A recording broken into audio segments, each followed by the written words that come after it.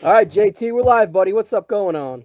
We are here, North South Connection, No South Countdown Live. Ryan and JT back at you for kind of our, I don't want to say quarterly special, but it's kind of become that. Right? We usually go live before the big four, and it's a little bit earlier. We usually do the week of the events, which has been where we've been doing this the last, I don't know, year and a half or so.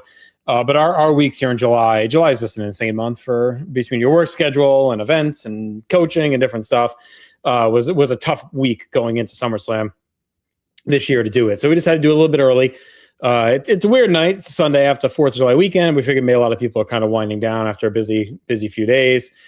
We do know England and Mexico are going to drop the ball here around about an hour or so for the World Cup, but nothing happens in the first 45 minutes of soccer anyway. So stay with us here for the next hour 45 or so, and you can catch the whole second half of the match and the important stuff. It's like an NBA game. You only need to see the last few minutes anyway. Yeah, that's for sure. It should be fun, though. I'm low key into the World Cup, which is you wouldn't really think, but I am. I don't know. I get excited. It's good background noise when you're doing stuff, for an upcoming pod or whatever spreadsheet bullshit we do. It's good background. If you're just focusing on that, it's a very boring game. But yeah, I've had a rough day too in the prop stars there with my boy Coles choked away on 18 at the John Deere. And right at the same time as Norway scored and put Brazil in the soup. So a rough time there on the old tips, as Mr. Dave Hall would say. But we're back at it. We'll keep churning through. So what we're doing here is we've done this, I think, almost every other big four so far. We just started Survivor Series, we did Mania, Rumble. We're going to determine Mr. SummerSlam. So we're not touching the women's wrestlers here tonight, just the male. And we have 25 we're going to rank. We have 5 honorable mentions we'll hit out of the gate. And Ryan and I put this list together. We kind of just factor in moments, record, just synonymous with the show SummerSlam. And we'll go one by one. And as we do each one, we'll say, okay, higher or lower than the last one. We'll go from there. So we'll just kind of reveal one at a time and rank as we go. If you have thoughts or comments, weigh in the chat. Sometimes we'll throw polls up to try and get a vibe. If we need help us tie break some of these. But we will read comments. We already got our buddy Dominic Johnson, one of our diehards here on the lives, and a long time viewer, listener, says happy 5th. Hope you guys had a great holiday weekend. You too, Dom. And to everyone who's joining us already, hopefully you're having a great, safe weekend here. It's America Celebrates number 250, Ryan. All right. Should we get things rolling?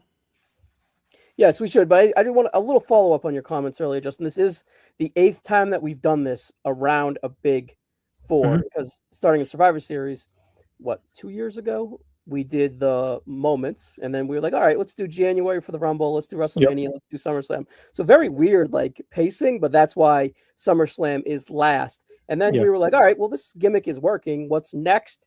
And this was before the rewatchables and all that stuff. So we jumped on and thought of Mr. WrestleMania because, it's so synonymous with that. Mr. Royal Rumble, Mr. Survivor Series, and now we're finally doing Mr. SummerSlam. So it's I don't want to say it's the end of this little big four gimmick we have going on. I'm sure we'll think of something else, but it was the start of the live interactive stuff too. So, it's a bow on the chapter of this, so to speak, I guess, right? I'm sure we'll think of other stuff, and we have the rewatchables and whatnot. So right, we have the rewatchables cooking. And lives are something we definitely want to do, toward the back end of this year. I think it's 2027 is going to be a focus for us. So we'll be doing more stuff. No doubt. And we'll see if we come up with something else to Survivor Series this year. We will. Keep the monthly, quarterly gimmick going, I should say. All right, let's start with our honorable mentions, Ryan. Then we'll cook through the top 25. All right, the first honorable mention here is Logan Paul. JT, no, we have stats for all these guys, but for the honorables, we don't have stats. He'd wrestled in 22, 23, 24, and 25.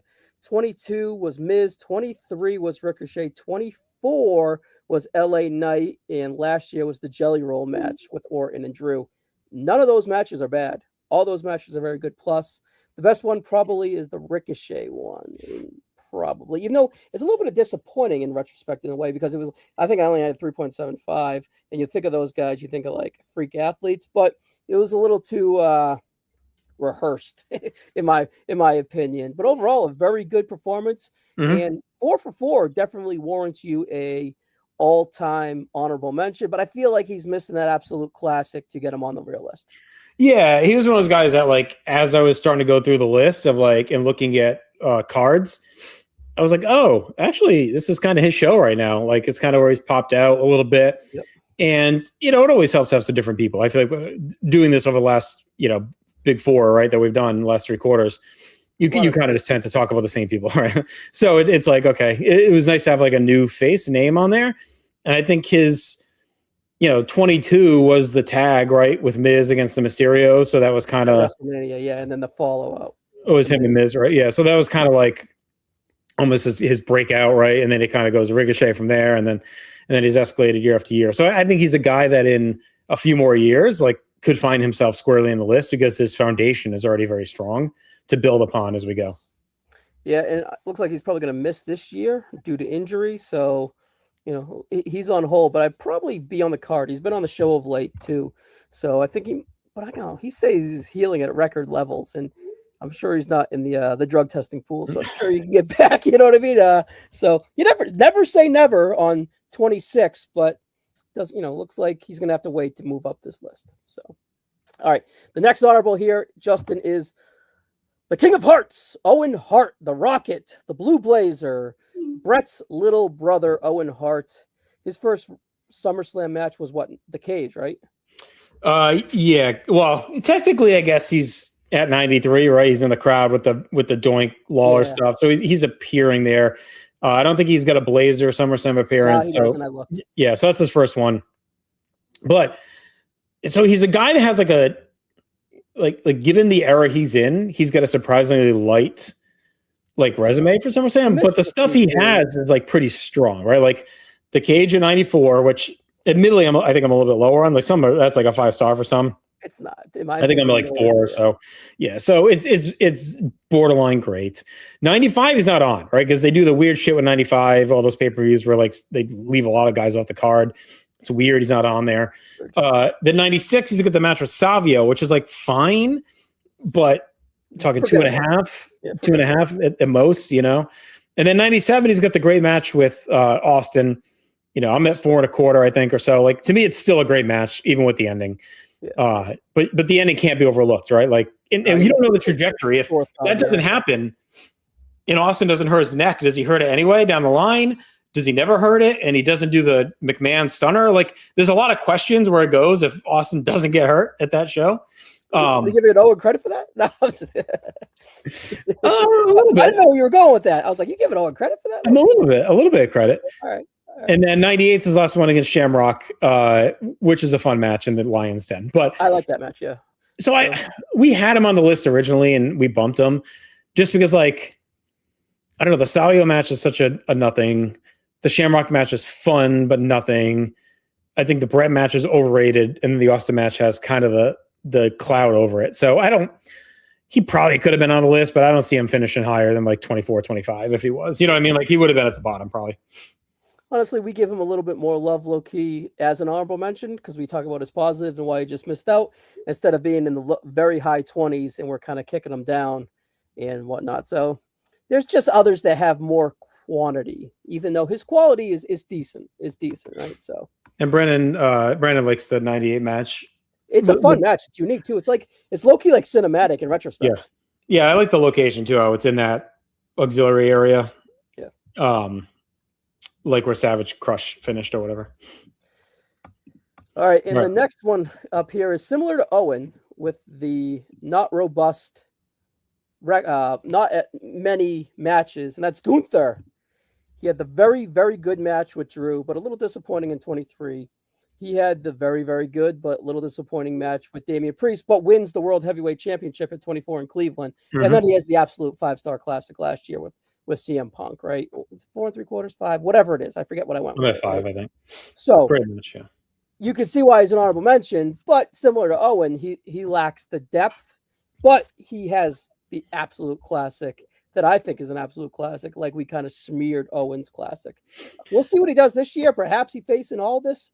I think Dave said he's facing someone else. I forget who this week, and who knows if Dave Meltzer's right, but everything would point out that he's facing all this. And like all this, Gunther had like bangers with McAfee, like on the celebrity scale. Not that all this is a celebrity, but you get what I'm saying. Yeah. A part-time, non-activated wrestler. So I think that he's going to add to his resume, and everyone's kind of low-key curious and interested in the Aldis match, and there's enough heat there. I think it'll be a good match too. Yeah, and I think you can see the trend right now in our honorables for this month is like these are strong contenders. It's just a very strong month. Like SummerSlam is like kind of low-key loaded with Mr. Contenders. Like I think we had a couple where it's like, oh, we were kind of, oh fuck, how do we get these last three in here? Who is it going to be?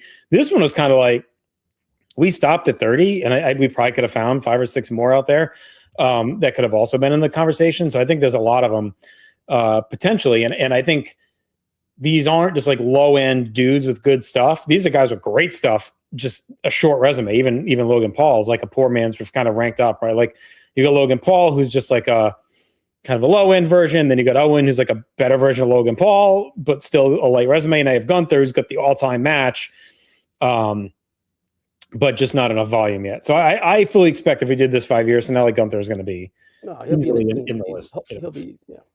All right, I'm going to change it up a little bit here. I want to close with the guy next to Gunther, but I want to go with this guy here, someone who faced Gunther in 23, and that is Drew McIntyre, a guy that did actually really well in our WrestleMania, Mr. WrestleMania match, but you wouldn't think he would do too bad here if you look at his resume being in reverse order: 25, the Jelly Roll match; 24, the CM Punk match; 23, the Gunther match; skip 22. He had an insert promo where he was like, he came out and cut a promo on Sheamus or some bullshit. 21, he had the Jinder Mahal match, which was 4 minutes. And then in 20, he had a really, really good Randy Orton match in a pandemic or empty arena, whatever it was. And that's it. He had nothing in his earlier run at all. Nothing. Wow. Nothing even with like the Dolph era stuff and like 18, 19. That's kind of crazy. Nothing. Yeah, I think this is another guy. Well, he accompanied Dolph Ziggler to the match, and Dean Ambrose accompanied Seth Rollins to the match, but still, nothing. Yeah, so that's a light resume to me. Like the Punk match is very, very good. The Jelly Roll match was good. Like I think he overachieved, but not enough to carry him. I would actually have him probably at the bottom of this, even of the honorable mention that we've talked about so far. Maybe him and Logan you could discuss, but like I think he's clearly behind Owen and behind Gunther. Just no misses in there, and I'm not going to really kill him for the Jinder Mahal match. It was just a prolonged squash, right? So, it warrants, but whatever. Good. He made up for it at WrestleMania. Let's put it that way. All right, the last honorable mention here, Justin, the bad guy, Razor Ramon. He had Ted DiBiase's final match in the WWF 93, 94. He had the Diesel match, which was pretty underrated. And then the Absolute Classic in 95 with the ladder match rematch versus this is the one I had a hard time like making an honorable mention and not in the list. But again, he's only got the 3, so he's in that Owen and Gunther mix. But he's like a low-key, sneaky loaded little run. I kind of wish he had a match in 92 because he was on the scene and he helps attack Savage on primetime in that title change. But like the DiBiase match is kind of nothing, but it starts that show hot. It's his first as a face. He was over. Yeah. He is mega over. He had only turned face a few weeks before this. And DiBiase, it's his last match, so he ends his career essentially in the ring. It's a good opener. And then the Diesel match, I think, is very underrated. I have to look back. I'm probably around 3 3/4, 4, but like it's also a huge jump up moment where he gets the belt back after the long summer. And you get Walter Payton at ringside in Chicago, opening the United Center. Like all that was like a cool, Razor was like the guy at that time. Like he's so over. And then 95 is an all-time SummerSlam classic, right? Like we had it very high when we did the IC title stuff, right? And and even, we get some drafts coming up, right? Like, so like it's very highly regarded and it's one of the best matches in SummerSlam history. So he has to be mentioned. I think his resume is very much like Gunther. It's like 3 matches with an all-time classic and some very good stuff, so it just sucks that he can't add to it. So this is where he's at. But if this was like a little bit thinner in the top 25, I think there's an argument we should have put him. Like when we did Andre, was it a Mania or Survivor? Which one? It was a Rumble. We had him like, maybe it was Mania. We had Andre at the back on one of them, and it was like we kind of did it as like an honorary, like, you shouldn't be. Survivor Series and Mania, both of those. Yeah. We were kind of like, you got to put him in for 87. Like this is what it felt like for Razor for me. Like I wanted to give him like 25 and just be like, he's got that classic IC title match plus the Diesel match, and he's so synonymous with those mid-90s. but I think the top 25 is just too loaded. Like, I don't know who we'd fairly bump for him. Yeah, 5-6 years ago, he's easily on the list, right? But there's the last generation of guys have just swollen up, and it's kind of hard to. SummerSlam's been sneaky. Like, there was a stretch where it was a little bit rough, but like they've kind of turned it back up the last there's still rougher stuff in Detroit and Cleveland. Years were pretty rough, right? But yeah, I think since the pandemic, SummerSlam has been like better, more hits than misses. Last year was phenomenal, by the way. It was last year was like a completely underrated show. Like last year was tremendous. So, all right, Justin, you ready to kick off this list, buddy? Let's do it. All right, coming up here first is Hit the Switch, buddy. It is Captain Charisma, Christian. We have Christian had 5 SummerSlam matches. His accolade, he was the first ever TLC match and won it at SummerSlam 2000. And we had his best match in 2011 versus Randy Orton. Christian is the first guy that we're going to talk about here on the list. Clearly number 1 to kick this list off, in my opinion, right now, Justin. Yeah. I think I made that joke every time to open up one of these, by the way. Definitely did. Yeah, he's someone we didn't have on originally. And I think as we were going through, like, okay, like we really pressure tested who we missing. But his SummerSlam resume is like sneaky strong. So, and we actually just got called out too for Christian not going number 1 in the Canadian wrestlers draft. I think someone called in the comments they thought. Yeah, I stole him in the 3rd round. But I have his resume here if you want me to read it off to you, Justin. Yeah, I'll do this one because you're going to be in a lot of the modern ones. Okay. All right, so we got 2000 with the TLC, obviously 5 stars. Sneaky, yeah, 99 turmoil. Yep, 99 turmoil. Yep, 2000 TLC. 01, you get the. Actually, this isn't right. All right, one you give me what you got. All right, yeah. No, and then we have. He's not in 01. Yeah, he's not in 01. I know this thing I pulled up. 09 is the ECW match with William Regal, and he gets walloped right away. He's not in 10. He has the concussion. 11, he has the no holds barred with Randy Orton, which we said was his best match. And then in 2013, he was against Alberto Del Rio in a sleeper of a match forgotten about because. Well, isn't he in 02? He's not in that tag title match. 02? Is that not him against Booker and Goldust or whatever? No, that's at Unforgiven or the before or after. All right. But yeah, he has like Brendan Janu says, an absolute classic in 11 versus Orton. And it's a very good feud. He is in it. Un-Americans versus Booker and Goldust. Yeah. They win. All right. Well, does that add to his resume though? No, I don't think it does. Yeah. But the matches that carry the water are TLC, which is the 5-star. Him and Orton, we kind of talked about those on No Holds Barred, Aaron and I, kind of how we rank each of them. I wanted to look quick and see what I have the SummerSlam one at because they're all like to me 4+ pretty much during that series. But I know they tend to edge on. Yeah, I actually that's my highest rated one. I have it at 4 3/4. And then the Del Rio match at 13 is also extremely strong. And like you said, that is slept upon. That is forgotten. I have that at 4 stars. So I mean, this dude to me has a 5, a 4, and a 4 3/4 match, and we're not just like leaning on the gimmick TLC. Like he's got 2 great matches on top of that, and he's great in those. Yeah, for sure. Yeah, he's great in that. But I know a lot of times we'll be like, well, he's part of the but he's also got these 2 other matches that help carry the load. The Regal match is a throwaway. It's a cool moment, I guess, more than anything. So yeah, I mean, look, do I think he's going to finish top 5? Probably not, but like. I'm curious if he's not. I'm curious where he is in the 20s, maybe late teens. We'll see, right? I think he's closer to 15 than 25. Ooh, we'll see about that. All right. I don't know anyone else like outside of the big dogs. Like that's a strong 3 matches. Like yeah, and if you're gonna have a match where it doesn't mean anything, do what they did with William Regal in 09, right? That's memorable. Yeah. So. And even 02, it's only like 9 minutes. Like it just didn't do the big moment there for some reason. They do it at Unforgiven. So yeah. So. All right, we'll see where he lands. All right, this next guy here, Justin, is usually in the top 3. And we'll see where he finishes this year. And this time, it is Stone Cold Steve Austin. Mr. SummerSlam, Stone Cold Steve Austin. We shall see. But Austin famously broke his neck in 97. He only has 4 matches, and his best match is versus Kurt Angle in 01. Well, and I'll even throw out the... I'll even throw out because it's a moment, him with Yoko at 96 where the rope breaks and he pins, like, only because it's a fun SummerSlam moment. It's not on the main show, but they do show it like later in the night because so it's kind of like part of his Yeah, ramp because up. isn't there like a turd in the pool or something, and then they show that? Yeah, they show both. But you can also look at it as a down in that in the middle of his rise and his ascent, he's not even on the main card. And Like, it's a short card. Short yes. card. So they could easily worked him in a squash on that, or him and Yoko on the show. Like they could have done it on the show. So there's that. 97, we talked about it.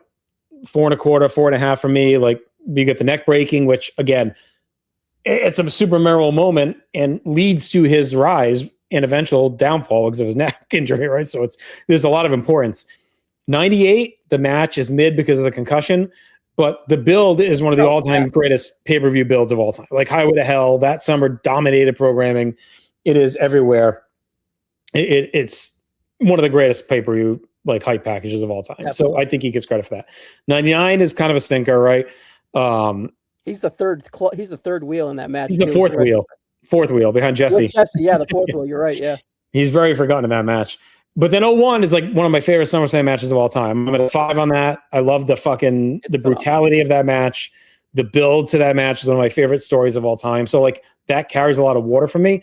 So again, to me, this is like a better version of Owen, right? Where it's a short resume, but his highs are just higher. Like they share SummerSlam 97, but Owen's big other match doesn't touch SummerSlam 01 to me. And then the Highway to Hell is like way more memorable and impactful. And even the match isn't terrible. It's still like 3.5, right? 3 3/4. It gets in there. It's not awful. It's just the concussion really fucks it up. And the anticipation was so high because when's the last match that was built that way? It was probably Ultimate Challenge. Like I don't even know. Yeah. Like so. I mean, the build is actually insane. A good point. Yeah. Ultimate Challenge probably. And before right. that, Andre Hulk and Mega Powers, Hogan Savage. Yeah. So it's on that. To me, it's on that plane of like major world title feud build. Yeah, it's just I think you're going to look down on him because of the overall quantity, and he's so good at Rumble. He's so good at Survivor Series, and he's so good at WrestleMania. This is probably his worst Big Four, you would think, right? Just because of the quantity, and there's a few kind of misses in there or not should have been. Even the 01 match, which is a phenomenal, it's still there's no conclusion to the finish, right? Yeah, it's one of the few times to me I'm okay with it because I think it makes sense with him being so desperate to keep the belt that he just like attacks the refs or whatever. But and then they set up, they didn't know at the time it was going to work out to be the pay-per-view after 9/11 for Angle to win, but it worked out, right? Yeah, Brandon, I agree. If Austin doesn't get the concussion, I like that's a good what if. Like, what does that match look like if they're both healthy? The crowd is phenomenal, by the way, for that match. Oh, everything about it. The reason I bring up the 01 finish is because everything is kind of against it, like 97 broken neck. I agree. Yeah, so I'm like, Chad will be like, I don't know. But if we get to like 90, like I really want to get to 98 because like I haven't watched that road to like the Highway to Hell in so long, like all that stuff. And it's want to see how well it holds up, So to me, it's above Christian. I think it's close. I think it's closer than you would have thought coming in. I just think the 01 match like really carries the water. But it's really close. You could argue Christian's average match grade is higher. But it's similar because they both have five or so matches, right? But and they both have a 5-star in there. But I just think Austin's character work in 01 is like Christian's good in the TLC, but Austin also main evented like 4 SummerSlams, right? So yeah, he's just a bigger deal. But I mean, just that even the fact that we just had that conversation tells you like how Christian's SummerSlam resume is like not bad, right? Like so. All right, we talked about 2 very good resumes. We're talking about an all-time resume right off the jump here, and that is You Can't See Him, Never Seen 17. Perhaps Mr. SummerSlam himself, John Cena. John Cena here competed at Justin 16 SummerSlams. His best match, in our opinion, is versus Daniel Bryan in 2013. And that is our opinion because it could change by every day it could change. That's how deep his resume is. And his sticking point for like a resume beater is his 4-star plus match stretch from 2011 to 2016. It's an unbelievable heater. It's the best stretch of matches for anyone conclusive at SummerSlam. And it's not like a workhorse time either in WWE history, so to speak, right? So, yeah, John Cena has a robust resume, and Justin is gone. You can't see me. You You can't. can't see him. Oh, jokes on me there. I thought you really left me. Yeah, you bought it. No. Yeah, like I think so. We did Mr. SummerSlam a long time ago on one of these. I don't even know what the fuck show was on, but Will from Texas, our good friend back in the day, was on it. And it wasn't Dangerous Alliance. It might have just been a special we did, Mr. SummerSlam special. And Cena was like shockingly in the conversation, right? And this was probably 7, 8, 9 years ago now. It had to be like 2017 or something, 16, 17. And looking since then, he hasn't had a lot more stuff, but like a lot of his stuff has. Yeah. He's got a couple to talk about, but a lot of his stuff has aged really well. And we talked at WrestleMania how Cena's WrestleMania resume is kind of low key buns, right? But his SummerSlam resume is fucking phenomenal. Awesome. And I think you call it out in the notes here on the screen. I don't know if you can top his 5-year run, or is it 5, 6, whatever, 11, 12, 13, 14, 6 years. 6 years. 11, 12, 13, 14, 15, 16. Yeah, that, I don't know if anyone, and 12 a little shaky. We're including it just to get 11 in, but like, I don't know if anyone has that run on a major pay-per-view in order. Like Shawn at WrestleMania, I'd have to look if he had 6 consecutive in there somewhere. He probably does. The Undertaker in the 20s, maybe, but that depends what you think of him. There's very Vince at WrestleMania, right? There's very few that probably have this run. And we'll do his whole resume, but man, that fucking run from 11 to 16, I don't know if you can touch it. So let's start at the top. So what his first one is 04 with Booker. I got him here. You want me to go with it? Yeah, let's go. All right, 04 Booker T, 05 Jericho. Very good. Was that like 4-ish? Yeah, 06 Edge, great match. 07 Randy Orton, their better match. 08 Batista in a dream match. And it's a very good match. So like just as we go through, it's going to go back and forth. Like I have 07 at 4 stars. Yeah. Let me check the Batista match real quick. I think it's around there probably. 09's a miss with Orton. Batista I have a 4.25 at 08. Yeah, 09, their series in 09 is shaky. Say what you want about the Nexus stuff. It was at least memorable, right? But it SummerSlam 09 is 2.25 for me. Yeah, the Nexus thing is a disaster, and I think that's the biggest black mark on him. If when we get to the nitpicking at the top, like because he's directly responsible for the shit part of that match, and so we can say it's whatever, but like him kicking out of that fucking DDT on the floor, winning the match, like is what really ruins the whole fucking thing. So even the fact that we're talking about after that, like, so take that SummerSlam resume till then. He has a couple really strong matches, has a stinkers, got a meh. Okay, so that's like almost the first part. Now we get to like, okay, here we go. All right, and here we go. This is the here. 11 versus Punk in the rematch. 4.5. The special guest referee, which I did not remember. It was to undisputed to make the 2 titles one. And isn't that Nash with the jackknife? Yeah. Yep. And then we have in a triple threat, Punk again with the Big Show this time. And then 13, we have the Daniel Bryan Classic. 14, we have the Brock Lesnar squash. Awesome prolonged squash. Amazing match and moment. And Cena's great in it. 15, we have the Seth Rollins double title. 4.5. 16, we have the AJ Styles Classic. 4.75. 5. It might be their best match, arguably. 17 versus Corbin is terrible. But, whatever. 21 versus Reigns is forgotten about. I went very good on it. I thought it was a big time match. It felt massive. You had him return at the Money in the Bank, and it was Vegas. And it was also the first pay-per-view with the fans other than Mania. Like the first real, we're not like separated by fake pictures like in the crowd. He drew a pretty decent house and a lot of buzz. He drew a lot of buzz, and he was good in it. It was an old school classic. It really was. It was forgotten about a little bit. Was that his first match since the Funhouse? Yep. Yes. I don't think he has anything in the pandemic. Nope. And then 2025 last year, he lost the title to Cody Rhodes, which was I gotta look. I might be 5 on that. I think fucking phenomenal, right? So I'm at 4.5 on that. So like I mean I don't like what pulls him down? The Nexus finish? Corbin's bad, but that's just everyone has a bad match. That's it. Like I mean, nothing else. But I honestly, the Nexus finish is bad at the end of the day, but it's a memorable match. The match is fine. It's just the ending is real bad. And again, it's on him, that finish. Like, that is 100% on him. And then 09 is the worst, but I'm ready. I'll say 07 is very good. I'll wash it. Yeah, yeah. I think the only thing we say about 09 again is like, it's a big match on the card. Like, you can wash away Booker at 04 and Corbin because they weren't meant to carry the show, but like Cena Orton in 09 is kind of meant to help carry the show. That might be his biggest black mark, honestly, that and the DDT.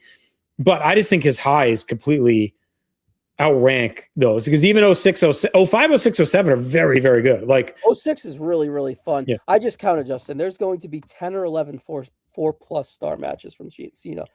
So I don't know who's going to say 9 to 11 just to play it safe. Yeah, I don't know who's going to touch it. I mean, the Bryan, the Punk, the three-way of Punk is still very good. The Bryan match is an all-timer. The Brock squash is an all-timer. The Rollins John Stewart match is an all-timer. And the Styles match. 4.5 of John Stewart finish, right? Like, yeah, and the Styles match is an all-timer. And the Cody match is an all-timer. Like, so I don't like when you're talking about 06, 07, and 21 being your, he's a stud, dude.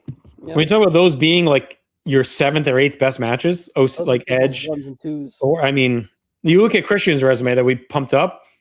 That's like his 2nd and 3rd best matches are like seen as like 8th and 9th best matches. Yeah. So, all right, he's going to be in the top 3, 4 easily. We'll see where he lands. Well, to me, we're gonna have a hard conversation to see like if he can be surpassed or not. I think we did a good job of laying down the groundwork for when we get to it later. Like, and that's why we did him early, to be honest, because we wanted to take a minute and really go through it, not rush it at the end, and also set the benchmark. Like, this is what these guys have to now get over. And Justin, we're going to be talking about him throughout with a lot of these guys as well too. So, all right, the next one here is an interesting one. It is Silverman himself, Rey Mysterio. Rey Mysterio competed at 11 SummerSlams. Excuse me. He had his debut pay-per-view match at SummerSlam 2002, and we thought his best match was SummerSlam 2002 versus Kurt Angle. So you had the memorable moment to rip it off. Ray probably deserves to be on the list, but he's an interesting case where he has a lot of misses and a lot of mids. And I'll be honest, he's someone.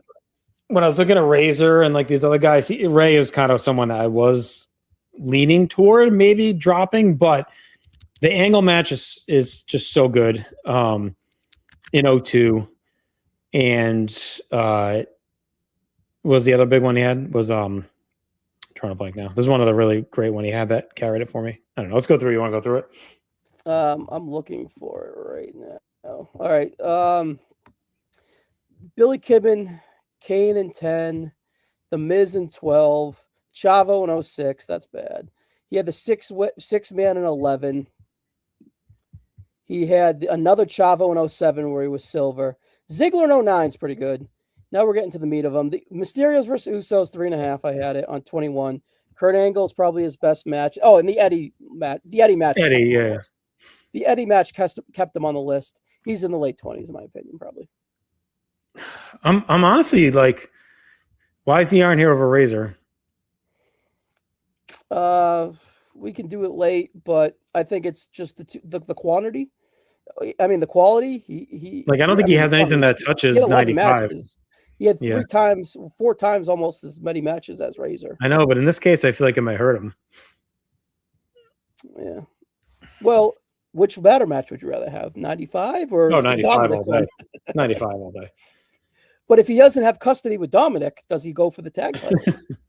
Like, I don't have that high. I know it's 3.5. Maybe I'm low on it. Yeah, I'm like, I just think it's 4. I think the idea of I get it's a telenovela or whatever, but the idea of like a custody agent sitting ringside with the fucking kid is they fight in a wrestling match. Here's the thing. Actually, I went 4.25 on War, higher than I thought. I think Rey Mysterio is a very good wrestler. The 04 match is fun. The 07 match stinks with Chavo. Back-to-back years with Chavo. What are we doing? Yeah, Miz, Uso. We'll just put him last, and if we want to flip late, we will. Yeah, I'm not against. I want to talk about it. Like, I think there's a chance Razor or even Gunther, like, could maybe bump him. Yeah, we'll see. It's like I had to look up the Miz. Ziggler's not bad. Did you have that in War yet or no? I don't think we did that. Well, what year was that? 09. No, we didn't do 0910. Okay. I did it for PTB though. Hang on, let me look quick. Yeah. I have it at 3.5. You can let us know in the comments. Do you go with the quality with Razor? But I see. Here's the. I think we overrate the Ted match. By the way, I think the Ted match is. I had it at 2.5. I thought it was just fine. Which but one? There's a little bit more. There's way more history to that than anything Ray did. Which one? The Ted Razor. Oh yeah. Fine. Yeah, that's fine. You're really, if you're doing it, you're really doing it based on 95 and 94. That's so. All right. I don't really. He's last for sure. He's last. We can talk later if we want to bump anyone from the honorables up. Yeah, we'll see if there's anyone that falls below it, or there's two people that we want to bump down. Because I love the angle match, but it's like not that good. It's good, but like I don't think it's like it's the third best match, maybe the fourth best match that night, right? Shawn's better than it, and so is Brock, and then I mean, there's other stuff that's better as well. So maybe RVD Benoit, like, is probably in the conversation, right? So, all right, next guy here is has one of the best matches in SummerSlam history, and that's Daniel Bryan. He competed at 5 SummerSlams. When we think of Daniel Bryan, the moment you think of the big title match, but you're really only thinking about him coming back to the WWE with the return of the Nexus angle.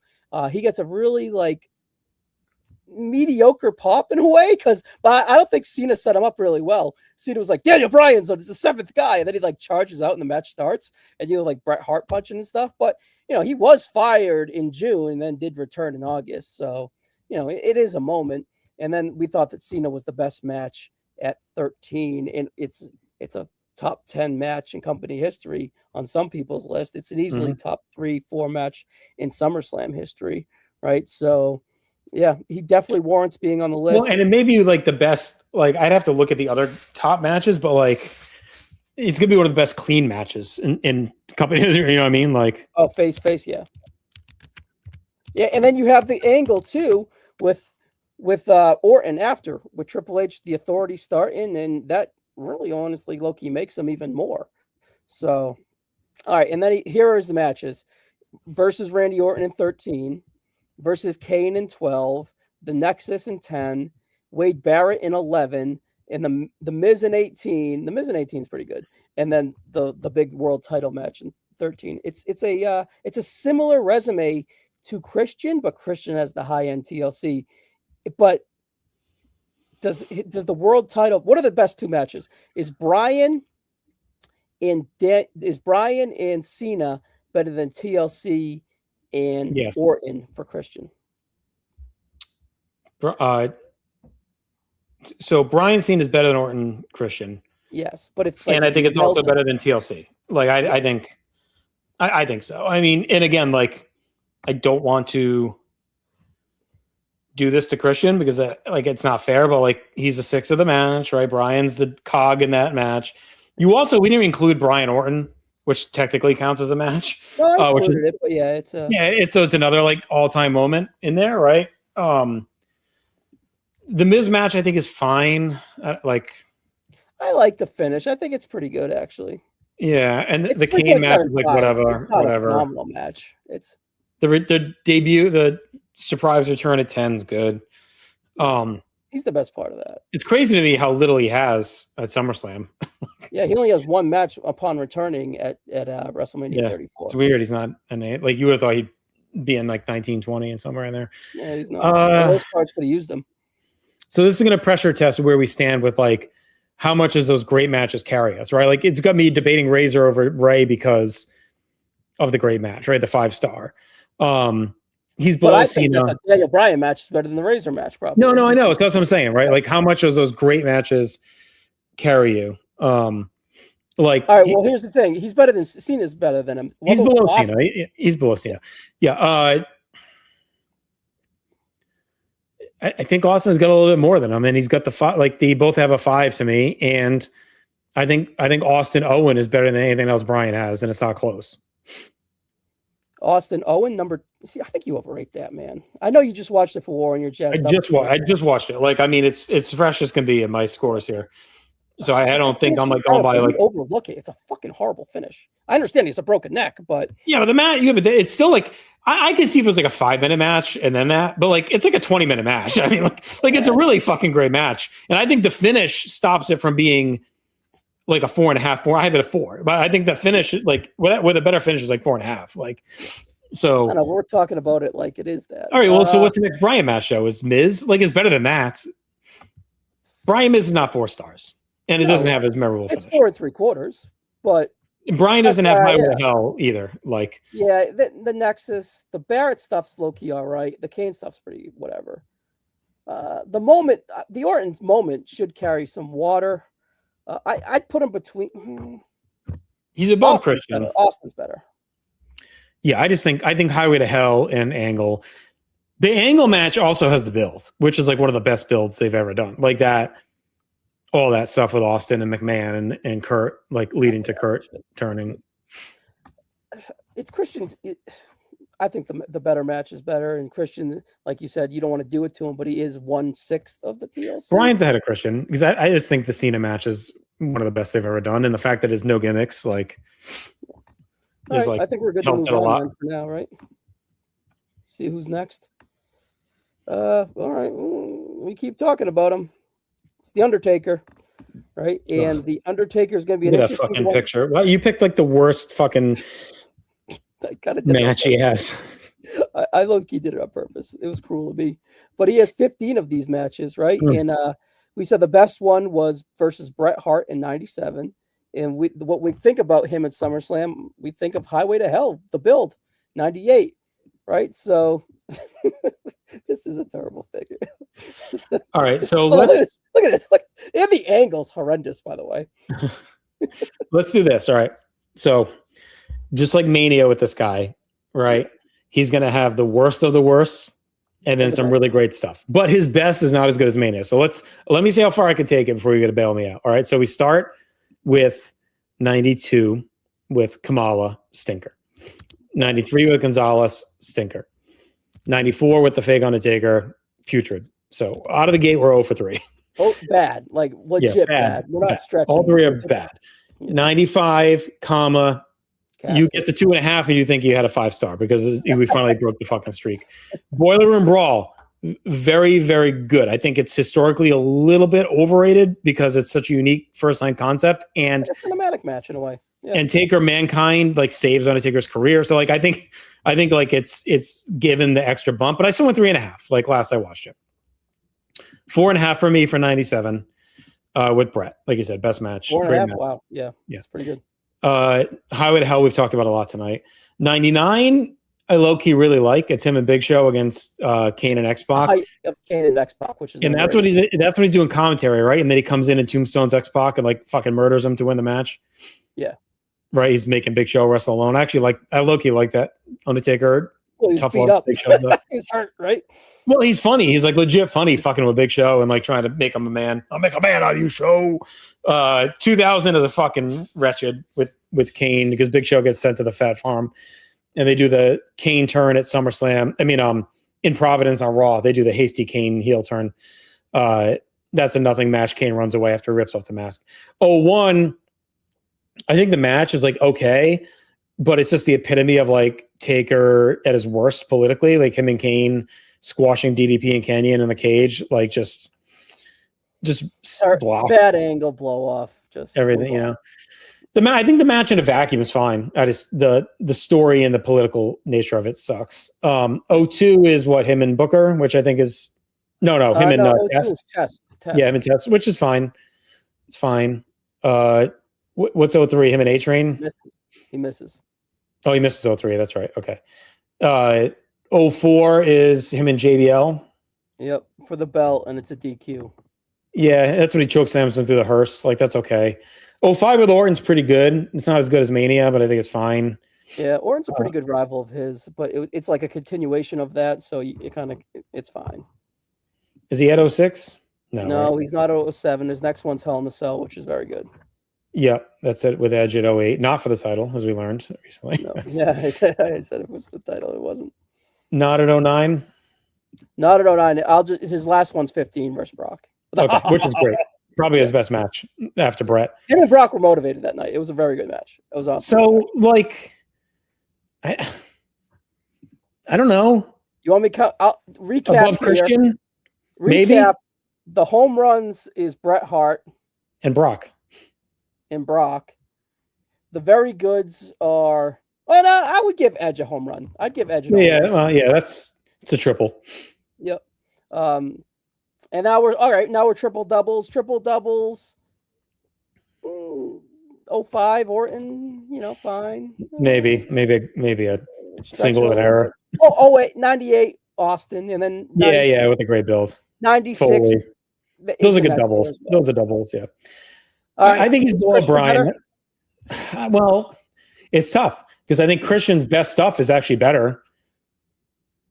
He's just got less, but Taker's got so much bad. Well, do you think TLC is better than 97?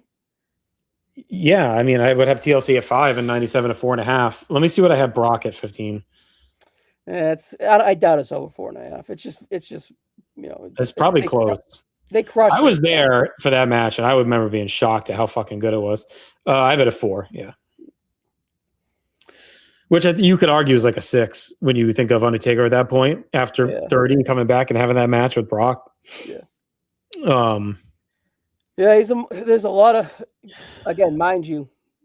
I think I would have him above Ray, and that's it. 5, all garbage. I think he's above Ray. And that's it? I think he's above Ray because Ray has just as much meh, but he doesn't have the highs of Taker. But you have to weigh the bad. That's why I put this shirt there, Justin, to remind us. Those bad are so fucking bad. Like 92, 93, 94 are so bad. 2000 is bad. 01 is pretty rough. Like, there's just a lot of bad in there. It's not a great summer for him. He has a lot of fallout from Mania stuff, and he's thrown in there with a lot of bullshit, right? And he's hurt a lot too. Yeah, even 99 is like funny because he's on commentary. It's not because he's good in the match. Wow. All right, we'll see if he makes the top 20. But right now, he's below Christian. That's crazy. I'm debating Razor and Gunther over Taker and Ray right now, to be honest with you. Yeah. We'll see. Well, I mean, Gunther and Razor's best stuff is, I would argue, better than Undertaker's. Undertaker does everything as good as Punk and as good as 95 ladder. No, he doesn't. So we'll see. We'll do it at the end. All right. This guy's on the top of a lot of these PLEs. It's the Heartbreak Kid, Shawn Michaels. He's synonymous with SummerSlam in a way, too. Underrated. You think of WrestleMania for Shawn Michaels off the top of your head, but he's done a lot at SummerSlam. 11 matches. We said the best match was against Razor in 95. And then his jump up moment that you remember him for at SummerSlam is refereeing the Taker Bret match from 97 that we keep talking about, right? So Shawn. Well, and we don't usually we wouldn't count. Resume. Yeah. Sometimes we wouldn't count that stuff, but I think he's such a big part of that match. You have it's basically a triple threat. Yeah, it's an angle. Yeah. It's such a big angle. All right, so let me see if I can do this one like I did Taker, and you can correct me if you need to. All right, so we got 89. I think a very underrated 6-man match, really, really fun match with the Ruchos and Tino and Martel. 90 is a fun opening segment. He's the least part of it because he just gets his knee bashed by Hercules in the chain, and then it becomes this marginette getting the shit kicked out of him by Power and Glory. But whatever. He's not at 91. 92, he's got the Martel match, kind of set up to fail with that stupid gimmick. But it's very memorable with Sherry. Yes, absolutely. Moons over my hammy. 93 is a little bit of a ding, right? Because he's hyped up to shit with him and Perfect's going to be the greatest IC title match of all time. 2.75. Yeah, and that's a generous 2.75. And with their talk about bad finishes. It wasn't fair to them either with the expectations they put on it. But 94, he's a big part of the Diesel Razor match. Yep. He's very active at ringside throughout that whole match. So he's a big part of that. 95 has got the 5-star classic. 96, strong with Vader, 3 3/4, 4 stars in there. A little disappointing, but still very, very good. 97, part of the biggest, one of the best angles in SummerSlam history with the swing in the chair and hitting Taker. Kicks off the heel turn, kicks off DX. It's awesome. Mad. We're seeing it now in Warzone. The fallout from that match is incredible. So that's a big resume boost. Comes back in 02, has got the great match with Triple H in the street fight. It's not 4.5. I was strong 4.5. Yeah, I'd have to. I haven't watched in a bit. Is he at 03? He's not in the chamber 03, is he? No, he's in the chamber. Oh, okay. And that's a good match until the ending. So really nothing to do with him. The bad part is at the end. Yeah, So he's good. Part of it. Yeah. 04. He's out. He's out. 05. He's got the Hogan match. Now we had a discussion on this in our chat leading up to it. I'm high on that. You're a little bit lower on it. What did I say I went on that? Do you remember? You said you're like a 4. I was like, it's like a strong 3.5. It's I'm a 4. I think it's a little heavy-handed, right? You gotta be okay with the campiness, but it's an incredible performance by him. Like he is and the build is all time as well. With the fake out in Montreal with the Bret, or the Larry King, the turn on the 4th of July.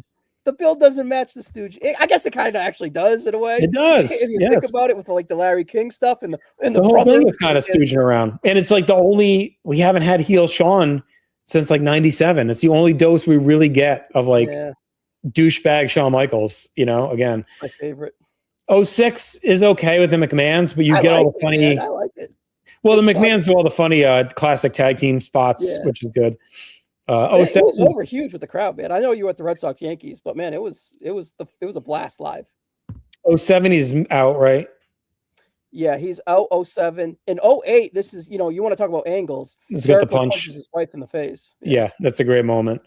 09 is at the Legacy, which is kind of yeah. And that's it. Yeah. So there's a lot, but then you got to weigh a little bit too. 08 and 97, those are big moments. And 94 and 94. And 94. Yeah, 94 he plays a big role in 94. 09 I went, what did I go on that match? 3.5. 09? So pretty good, right? The Legacy match, right? Yeah, 3.5. Yeah. So they come out in the tanks and shit. It's cool. It's a very strong resume. I probably have him 2 right now behind Cena. I think because he's better than Austin. My question to you is because he's so good at WrestleMania, so good at Survivor Series, does it ding him on this one?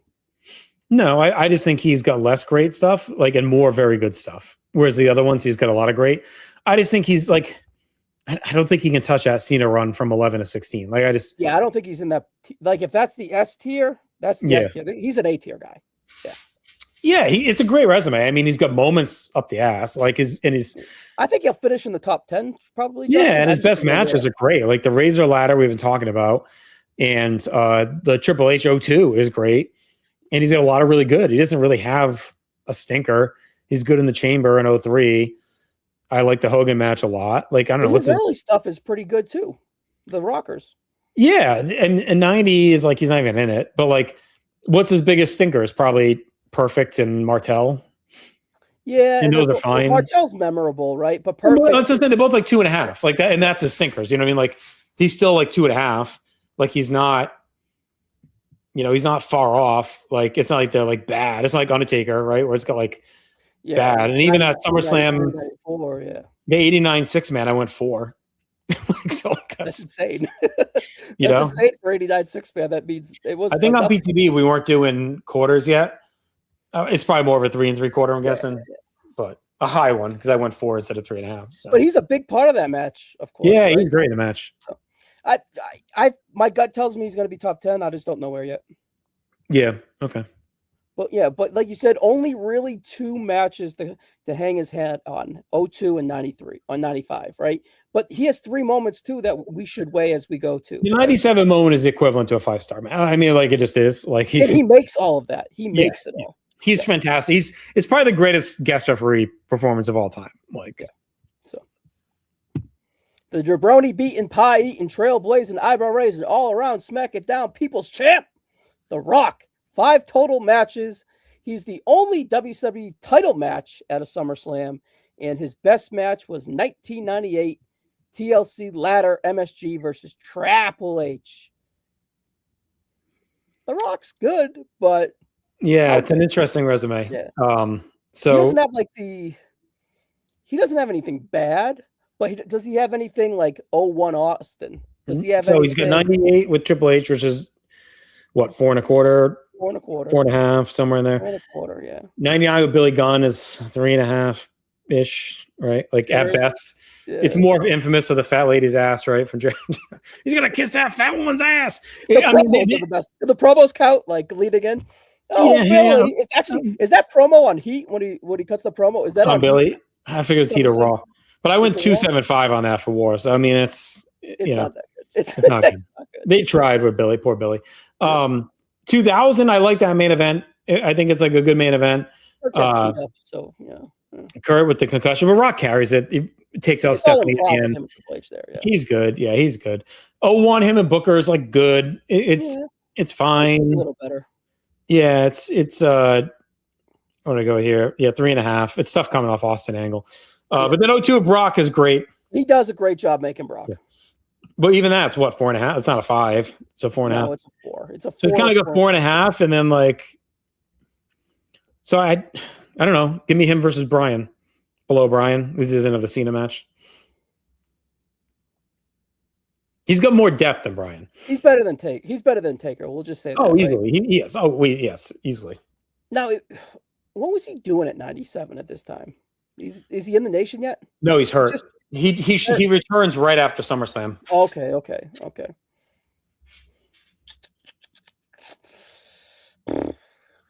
Is he Christian better? So Christian's got his best match. Christian's 3 matches: Del Rio, Orton, and the TLC. Yep. So the TLC is better than anything Rock has. Yep. And based on my scores, Orton is also better than anything Rock has. He's behind Christian. I think so, which is crazy. But I think what hurts Christian is the moments, because these other guys have lesser matches. But like Rock does have the ladder match in MSG, which is huge. He's got the Stephanie moment in 2000, which is big. And then putting over Brock. So like it depends on how much we're weighing these moments. Like what's hurting Christian in my eyes is those matches are just great matches. Yeah. But they're also just kind of like, now him and Orton's a great feud, but there's no moment tied with it, right? So like there's no. So it depends how much you want to weigh that, because like but which one is the Rock defining moment though? Like that we're comparing it to, right? Because I mean his biggest one is 98 and he loses, yeah, and 02 accelerates him. It jumps him up right afterwards, right? And he loses in 02, right? So like, yeah, I don't know. It's a tough one. If anyone wants to weigh in the comments, Rock versus Christian, let us know. But like, did not expect that to be a thing. I don't know. I'm kind of torn. Like I really want a Christian to be higher, but I'm also like.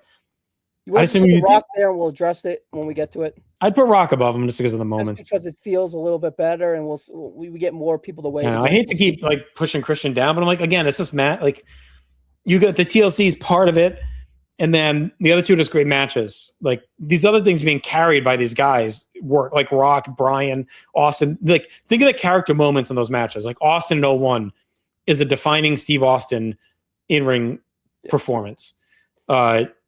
Daniel Bryan in 13, and even Rock in 98. Like as much as he makes Triple H Rock in 98 in 02, where like he carries those matches, like Yeah.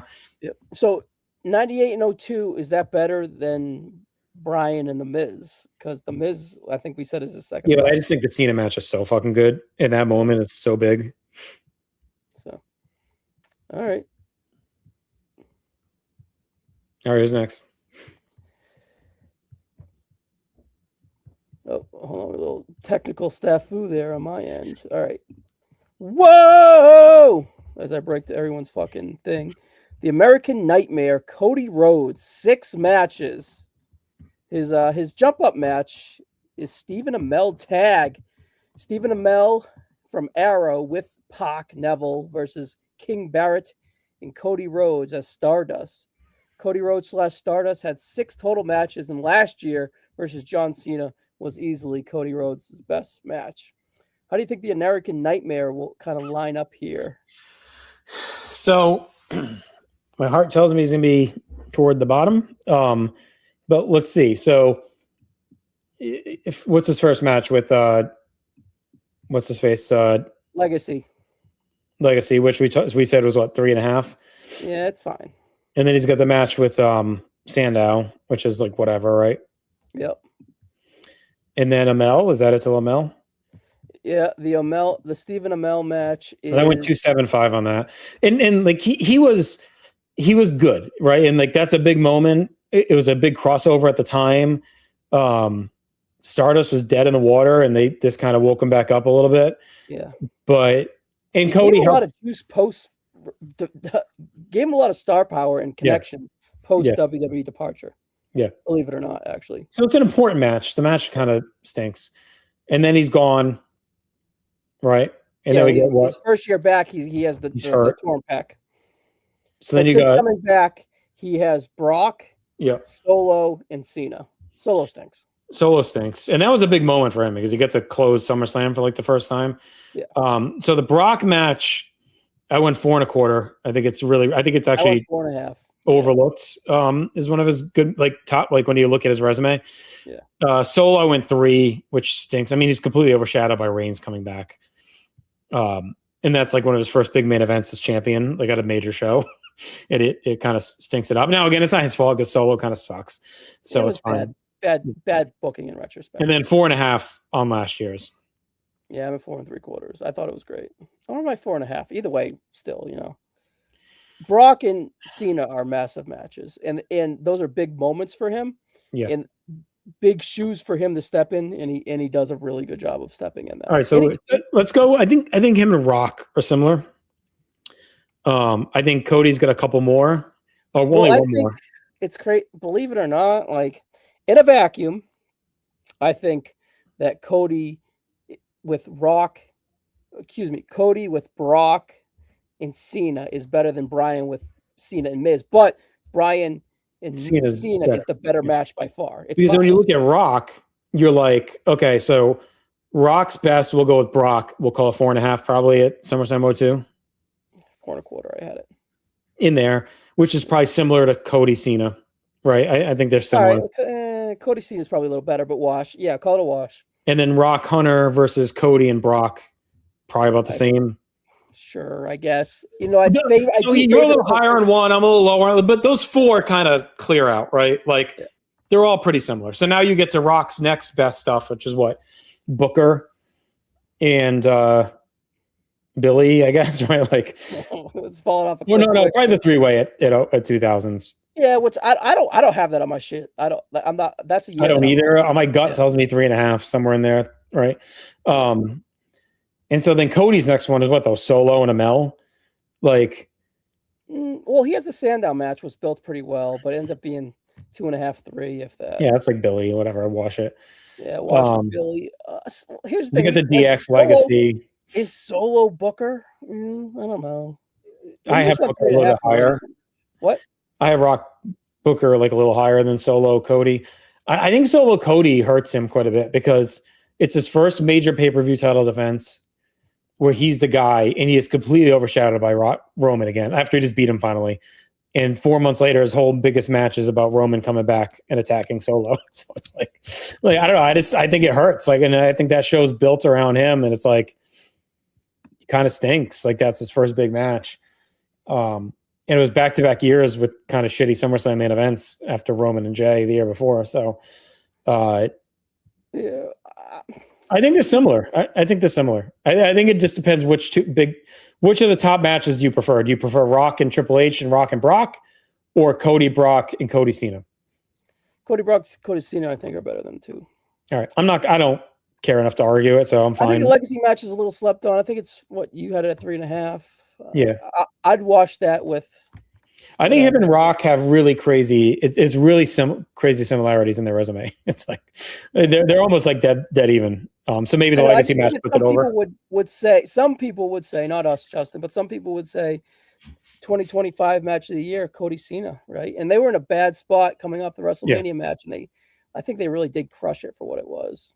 Yeah, I mean, live, I left there feeling like it was a 5. I think rewatch I went 4.5. So that might have been the Chad Gill trip that I lowered it. I'd have to rewatch it. You know what I mean? Might be more of a 5. Yeah. I don't want to get all that. So you want to put him what? Below Bryan or below Rock? I just think he's below Bryan because we're negotiating him versus Rock. And to me, Bryan, again, I don't think either of those guys have. I think Cena versus Bryan is our benchmark right now for the top half. Yeah, I think you need a 5-star match to pass Bryan and Austin in my mind. Like, if you don't have that, I'm not talking to you. I know. I think we're overvaluing it because Bryan really does fall. After sticking up for him, he really does fall off a cliff to the Miz match, right? He goes at the 5 to the 3.75, right? Some people might have that at closer to 3 than 4. So yeah, right, but I don't think. All right, if you give me a moment though as big as that, fine. Cody and Rock don't have a moment that touches Bryan winning. So like, I know. yeah. So not only the match is better, but the moment's better. If you said that Rock had that Shawn 97 kind of moment on his resume, I'd talk about it. You know what I mean? Yeah. So, all right, for the audio listeners, by the way, I'm going to kind of catch them up real quick. 1, 2, 3, 4, 5, 6, 7, 8. All right, we're 9 in, right? I thought we were 10 in, but it goes Cena, Michaels, Austin, Bryan, Cody, Rock, Christian, Taker, Ray. So we're 9 deep, Justin. We're almost about a third of the way in, or we're about we're more than a third of the way in. Yeah. We're almost halfway there. So, all right. Up next, Justin, we have the Ultimate Warrior. 5 matches. How many times in this list will Warrior has had more matches than some people on the list? Not many. We thought that when we think of Warrior at SummerSlam, squashing Honky in the Open Challenge in '88, and then his best match in '89 versus ravishing Rick Rude. I used that picture from '92. I don't know if that's. I think he looks badass. He looks badass. I love this resume. Yeah. Okay, and I've become quite the in-ring Warrior defender over the years. Like, I was waging wars. This is the place to defend him. I was waging wars that like, oh, Warrior's carried. I'm like, no. Like, look at other guys' big matches when they're with him and when they're not with him. He is a big match guy. Like, his big matches deliver. And I think I defended him a bit at Mania, but SummerSlam is his show. And I don't want to look at it because it's the Warrior and it's 5 matches. Like, to me, he's a legit contender for the top end of this list, and we'll talk about it. So you have the Honky Tonk Man, which I think is one of the few moments that rivals what I just talked about, right? Having that moment. It rivals the Shawn 97. It rivals the Bryan. It's such an insane pop and a big important part of his rise, ending Honky's run. Like, to me, it's like as perfect as you get out of a moment. And on a SummerSlam that needs moments, it's like one of the, like a drink of water in the desert, right? Like, you need that fucking moment on that show. Yeah. So you get that. 89 is like the first great IC title match in SummerSlam history. Is built on the back of a great feud with him and Heenan and him and Rude. You get the Piper mooning him. You get a nasty pile drivers, like just the work. You get Shivani and Jesse yelling at each other. Just an iconic match. Now, there's a little bit of a dip here, right? 90 is kind of mid, right? Yeah. Him and Rude at 90 in the cage. It's kind of his only miss in my mind. Kind of stinks, but still 3 stars, so it's not like it's bad. Still 3. It's only 9 minutes, and he's the Triangle guy. of Terror is like a 91 is not a great match, but you get the moment. It's only a 2 for me, but it's not his fault. It's not Hogan's fault. They're with like these decrepit old men that should have been done by that point, right? So like, but the moment of Warrior and Hogan coming together and standing tall after the Ultimate Challenge, and this is kind of the last time together, right? Like, you know, if you don't count the 98 bullshit, like this is kind of their last, I guess 8 too. I don't know. It feels this is the last time they're both at the peak of their powers. 8 felt like Warrior's back and Hogan's gone. Whereas like this feels like these guys are on top of the world. There should have been better ways to use Warrior at SummerSlam 91. And then you bounce back in 92 with just a really damn good match at SummerSlam in London, right? So I went 4 stars. It's brutal. It's hard hitting. It's stiff. Like they punch the shit out of each other.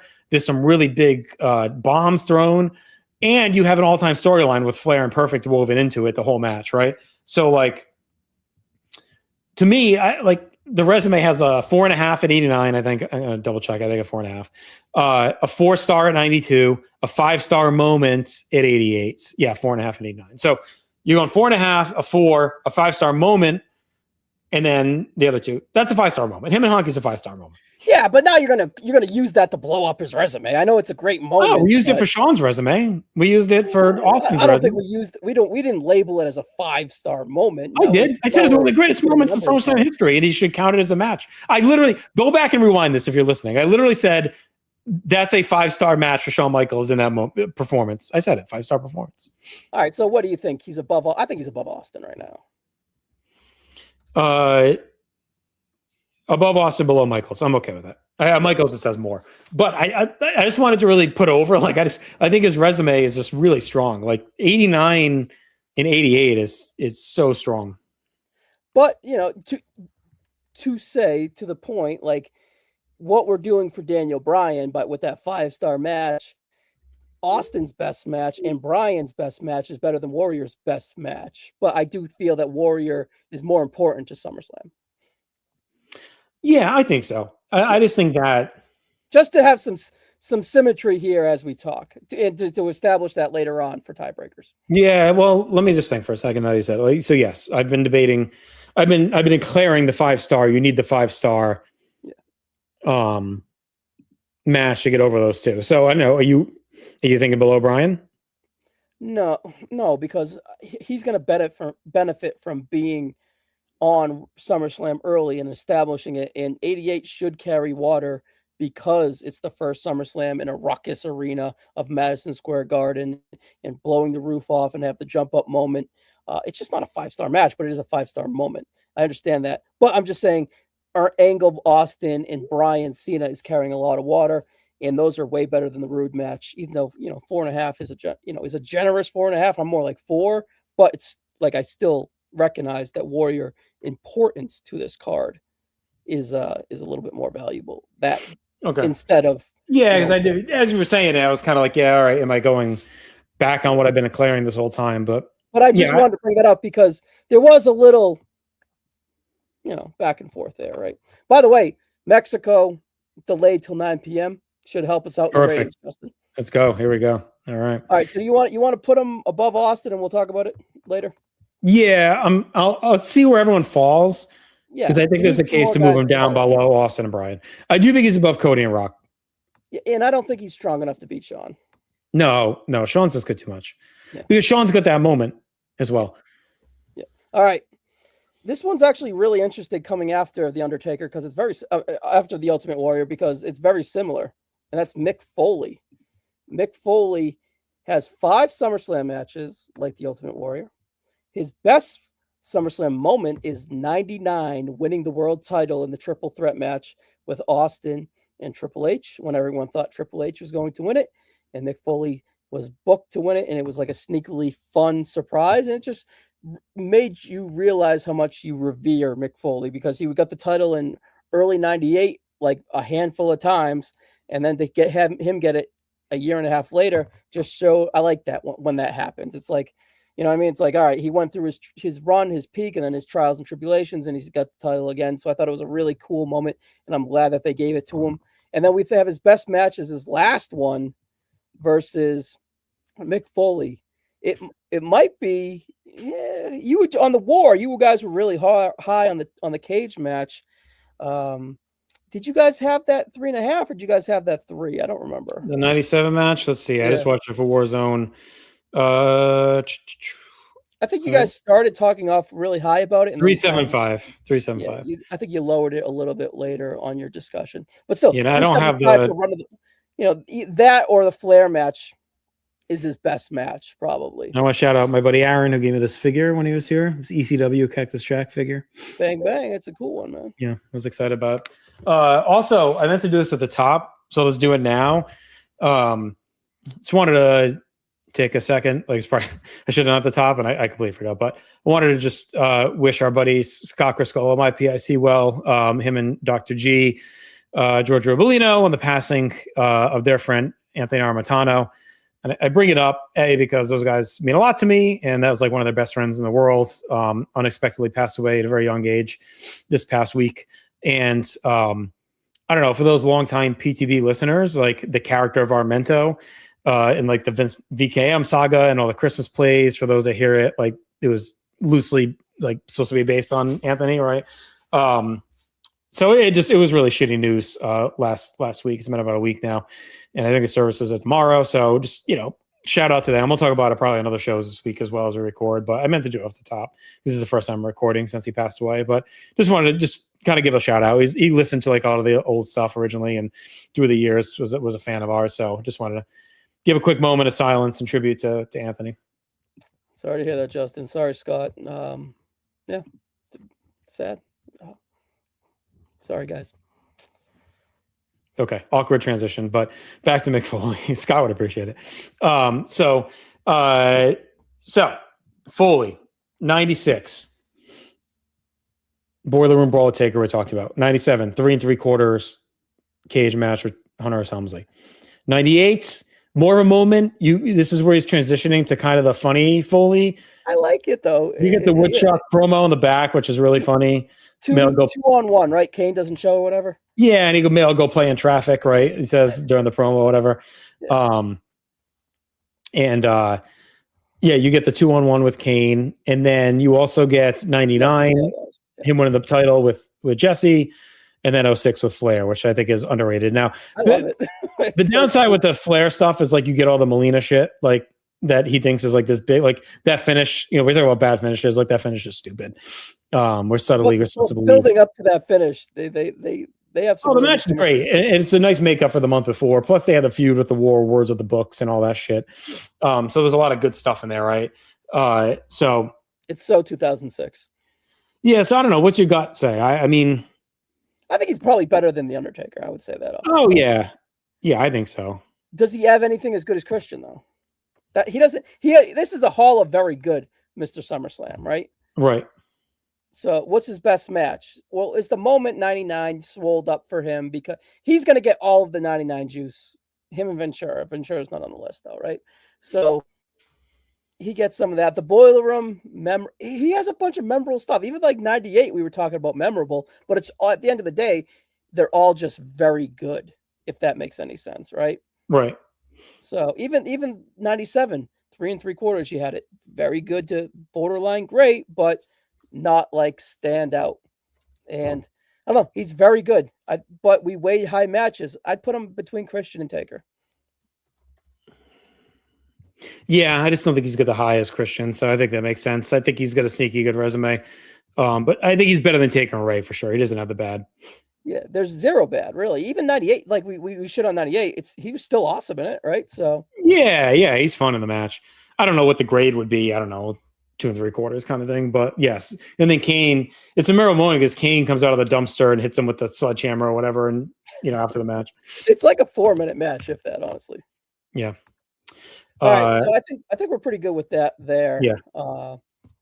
We'll talk about him as we go. He'll probably end up 20. Is it closer to 20 than 23 right now? Right. So we'll see. Yeah, we'll see. It depends. I don't know if there's too many guys left that'll be below him, but. All right. You think you know me, buddy, but you don't.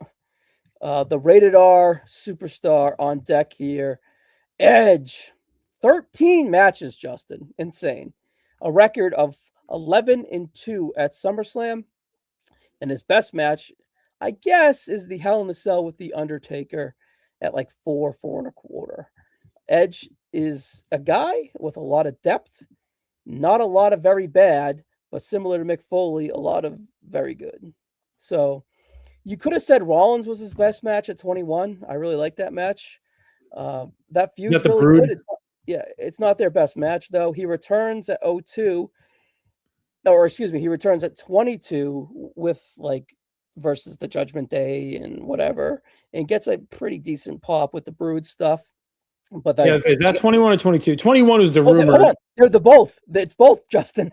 Right. So both he comes out with the Brood look. I remember because the rumors that Gangrel was going to maybe be with him. Was that 21? Remember that whole thing? Yeah. They were going to do the entrance and Gangrel would be there. I think that's 21. But he has a lot of like low-key cool stuff too. Like his first ever match is at SummerSlam on a pay-per-view with Sable, Mark Merrow. What was it with Jackie? Jackie. Yeah, it's Merrow and Jackie. He's a tag team turmoil. And then it's TLC. Again, he's a part of that TLC that we gave Christian a lot of love for. 91, Lance Storm. Pretty good match, mid-card match. 02, is he hurt? Or does he... Yeah, he's hurt. 03, he's hurt. 04, he wins. No, he has the it's him, Jericho, and Batista at 04. Is he the best match in 02? No, 02 he's out. No, he's in 02. He fights Eddie. Kurt Angle. He fights Eddie at 02. Yeah, he fights Eddie at 02. An underrated match. It's okay. It's not their best stuff is later on SmackDown. That card's loaded. All right, and then 03, he's hurt. 04, he has the IC match. 05, the Matt Hardy stuff. 06, the Cena match. 07, he's out. 08, Hell in the Cell. 09, he's out. 10 is the Nexus. I'm going off the top of my head, by the way, I think. And then he's gone for a while because he retires. And then he actually comes back and spears Elias in the pre-show at 19, which this picture is from. Mhm. And then it was like, all right, Edge hit a spear, he's coming back, and then he's back at the Royal Rumble, and he only has the one SummerSlam match in 21. 21 with Rollins, which I'm really, really high on, and I think you're like whatever on, right? So I haven't you watched. I jump mean, on I'd have to watch it. TLC, Rollins, Undertaker, Cena. Yeah, I think he's above Christian. Is he above Rock and Cody? Yeah, I mean, so he's got TLC and Convo Christian, and then he's got better stuff, I think, after. I don't think he has really much like, oh my God, bad. Like at 36 WrestleMania, that was a ding for him, stuff like that. I don't think that he had a lot of bad stuff. So I don't know. All right, Edge in the chat, what do you say? I think that he is. I'm going to move him down and see what Justin comes back and he likes it. He's not better than Cena. Warrior, no. I'm going to put him right under Bryan and see what Justin thinks. He doesn't have the highs of Bryan, but he has a lot more depth than Bryan. But Cody, he doesn't have like the high end stuff that Cody has with Cody versus Cena and Cody versus Brock. It would be Edge versus Rollins, Edge versus Taker, Edge versus in the TLC. So that's good symmetry there. My gut tells me that's higher than The Rock. Justin, we'll see if you're still listening when you get back.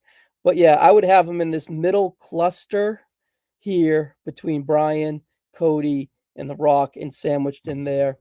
We'll talk about it when you get back, my buddy. But we're going to jump on to the next guy here, and that is you don't want some, you need some AJ Styles. AJ Styles is pretty synonymous with SummerSlam, believe it or not. He had 7 SummerSlam matches. He actually wrestled for the Grand Slam at SummerSlam. I needed a stat for him, and that's what I thought of off the top of my head. He wrestled for the IC, US, I believe twice, WWE, and then the tag team titles with Omos versus RK Bro. And then his best match was his first one in 16 versus AJ Styles and John Cena. So AJ Styles at SummerSlam is an interesting case in my opinion. It's very similar to Edge, but like with half the volume, so to speak. So his best match is obviously the Cena match, but is there anything else on that level? AJ Styles, a Hall of Very Good with the Cena match, probably, in my opinion, right? So SummerSlam and AJ Styles, as I look it up real quick. The Dawn match stunk last year. The battle, it just did. The Eddie cosplay stunk. He was a part of the Battle Royal, whatever. The Raw tag match was fine, 3.25. Ricochet and AJ was very good. AJ and Joe was very good. Wendy, remember the Wendy stuff? And then he had the all-time match with John Cena at SummerSlam. So I would say, taking a gander again at my list here, I don't think he's, I think he's, well, Christian. He only has the Christian, like Christian has TLC and Randy Orton. AJ Styles only really has John Cena at that level. Kevin Owens was kind of disappointing with Shane as the guest referee. Ricochet, he has a bunch of 3.5s, 3.25s at best. So yeah, I'm gonna just leave him. I'm gonna put him under Christian. Actually, I'm gonna put Christian above him, and Justin can surmise that when he gets back. But it's gonna go Cody, Rock, Christian, AJ, Foley. We'll see if Justin wants that Cena match to carry a lot of water when he gets back, but we'll see. The Beast incarnate, Brock Lesnar, unbelievable resume at WrestleMania. I will save it for Justin, but for now, I will go over it just because it is so goddamn synonymous with SummerSlam. He has an all-time record of being peak at SummerSlam. He has 12 matches. He has a handful of best matches at SummerSlam. Like, it could be Punk. It could be Cena, because it's all about him getting squashed, right? It could be even the first one. The first two with Angle and in The Rock are phenomenal. 4-star plus matches. And then the later on stuff with like Taker was fucking great. He was a part of that 4-way at 17. Even the Orton match where he kind of crushes him is rather fun. Reigns 18 stinks. Underrated match on his list, truthfully, is Seth Rollins at 19. Brock is phenomenal, making him. Rollins beats him twice that year. That's crazy. And then he skips 20. He returns at 21. And it's a jump up moment to close the pay-per-view, similar to 25 last year. But 25 was just like, oh my fucking God. 21 was still, oh my God, Brock's back. 22, all-time fucking match with the tractor. Unbelievable. Roman Reigns, the best match with Roman Reigns outside of 31 between that historical rivalry, which is deep. Don't get me wrong. It's robust, but it's pretty good. And then the Cody match, and then he's off at 24, right? So I did that off the top of my head, and that's a rather incredible resume from Brock Lesnar. It's going to rival John Cena's, but I think more in reading it and going over it, I think it doesn't have like the high end depth. Oh, Justin, you're back. How long have you been back? I've been gushing about. I've been listening. I just had a bit of a fiasco. No, you had to change your diaper. It's fine. I heard the whole thing though. I think AJ. It had an issue. That's what it was. So that's what we're gonna go with. Right? Huh? I was just riffing. I didn't realize that Brock Lesnar was on. I was just riffing. No, you're good. I've been listening to everything. I think AJ. Yeah, I think that Samoa Joe match was disappointing. I still think it's not that bad. I went 3.5. Yeah, I know, but you would expect more from them, I guess. But that whole feud was disappointing, honestly. That whole night was disappointing. Let's be real. Yeah. The Cena match obviously is like incredible. Yeah, that felt about right because I think he's got Christian doesn't really have the lower end stuff that AJ has. Was there someone else you ranked or Edge? Well, to AJ Styles' credit, I think it's cool that he wrestled for a Grand Slam title at WrestleMania. In 5, so what he had 7 matches, and 5 or 6 of them were title matches. I think that's pretty important, right? But still, I don't think he has the heights of Christian, right? You wash the TLC with the Cena match, you would lean Cena, but still Christian outweighs height-wise there. I think so. What else did I do? Edge.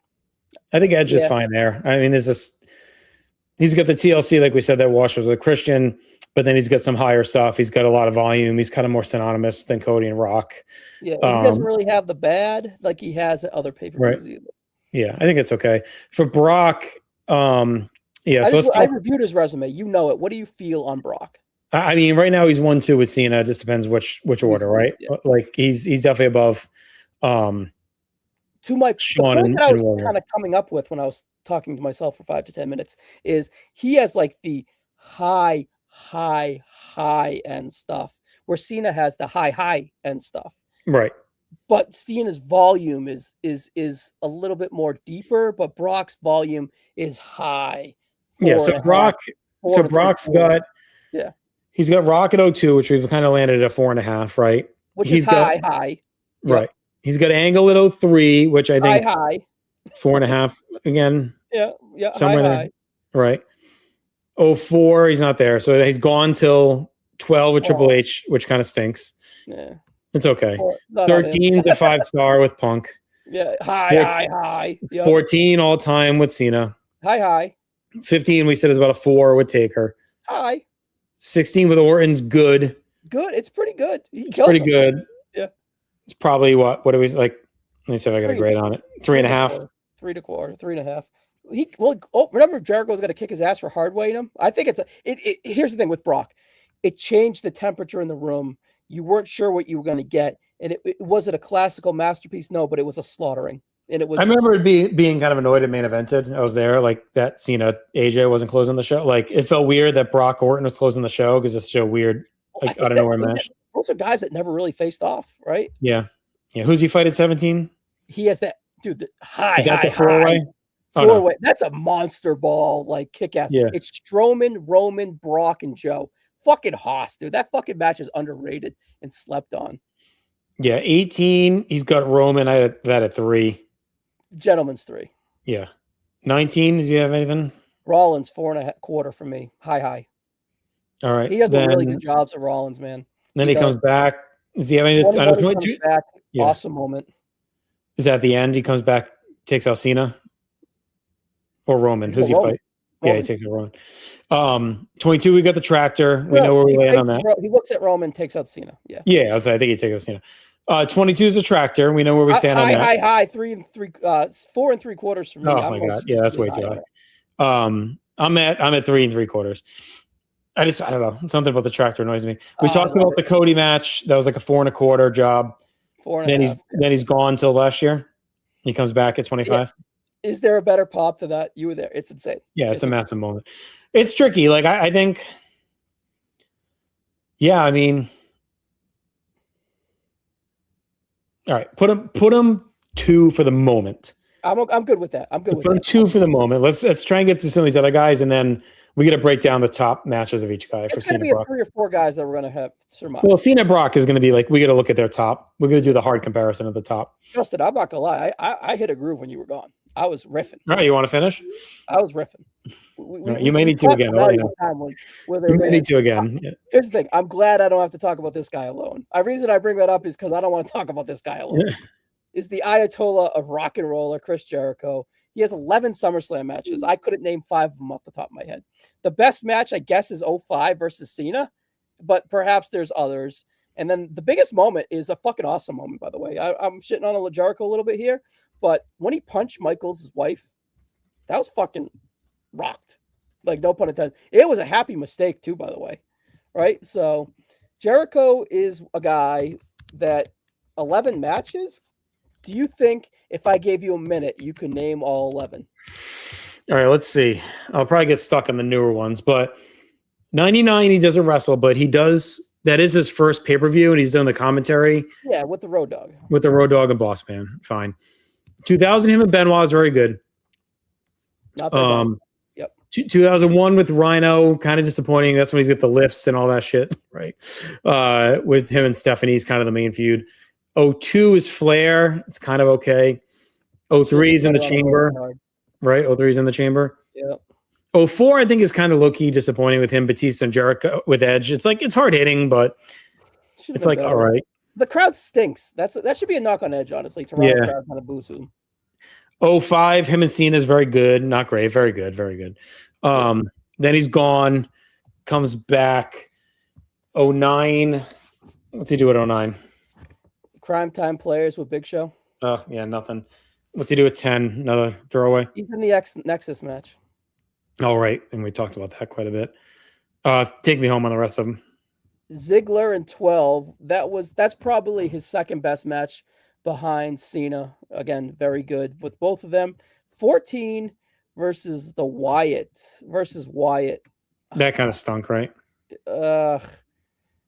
Gentlemen's 3, if that. Weird chemistry. And his last match, believe it or not, is versus Enzo and Cass with KO in the opener, which was kind of pretty good for what it was, right? Yeah, it was there's a big pop. Yeah. I was at that one. It was like the perfect legacy Jericho match. Taker has the 2 higher stuffs. Taker has like two or 3 matches from Taker are better. But nothing is a negative on Jericho. Yeah, I mean, I'm really struggling with because we kind of threw this together a little bit quick. Like, I'm struggling with guys like Razor and Gunther on this honorable mention list having better stuff than Taker, Ray, and now Jericho, and being off of the list, right? So, like, I think he's below Foley, probably below Taker because, like you said, he doesn't have the highs. Even though Taker's got so much garbage. But Jericho feels like Ray. Like, his best match feels about on par with Angle at 02. Yeah, we got a lot to do. This is leaving bottom 5, and we'll talk about if we want to drop them. Yeah, that's unfortunate. It's not worth. I don't think it's worth breaking down anymore. That's a little disappointing. I'm not gonna lie. I wish we got. It's a weak show for him. Yeah, it's a weak show for him. You knew it was a tough start when his like hot era stuff of like 2000 to 03 is kind of mid because like that's when some it's all misses. Like it's not the best Benoit match that he has. No. The Flair match it's not even the best Flair match that Flair has in that time frame. No, not even close. In his prime, right? So the build is okay on that, right? That's when he breaks up the Flair, destroys the Fozzy stuff. Yeah, but still. Not looking at results, so I can be surprised. Yeah, sure. You're watching the Mexico game, which is delayed, but it's okay. I want to thank everyone who's hung in with us, by the way. Thank you. Like, yeah, we've had a solid 10, 15. yeah, So it's been cool. all right. Oh yeah. Let's bring up the energy here, Justin. You ready for the Macho Man, Randy Savage? Only 4 matches. His best match was 92 versus Warrior. And then he has the memorable wedding with Elizabeth from 91. He is the inaugural main event. He has the Zeus match. He has a 2-minute Dusty match. But we're on the case, Dust. But he has a lot of, like, in 93 and 91, he's like on the show a lot, but he doesn't have a match, right? So it's an interesting resume, right? It's kind of like a poor man's Warrior. Really poor. But we like the 88 main event's a big deal. Like, we talked about it, right? I mean, that build, that storyline, it's a key part of the Mega Power story. You get the Elizabeth skirt, which is a massive jump up moment. You get Jesse as the ref. Like, I don't think we can understate like how big of a package that is. 89 with Zeus, like, it's a fun match, but like, he's great. Like, he carries the heel side of that. Like, I mean, he is directing Zeus around. He's still got a lot of heat off the Mega Power stuff. It's chicken salad out of chicken shit. He does a fantastic job. It's a yeoman's work from him. Like, he's busting his ass like to make that thing watchable. It just should have been something else. Yeah, Dusty is the throwaway, and he's not even part of the big angle of the night, which is all the Sapphire. I can't believe they're still feuding. Like, you couldn't do something else. They fight again in October. It's tonight's main event. I know. So that's like whatever. 91 is interesting because I think it's up there with Shawn in 97 and Warrior at 88, where the moment I don't think can be discounted in any way as less than like a 5-star moment. Yeah. The show is built around the wedding. I mean, it's not a match, but the show is built around the wedding. If you watch the build to that show, match made in heaven, match made in hell, like the proposal, the subtle face turn on commentary, Elizabeth saying yes, the bachelor party, like all that shit is like next on Crosso, by the way.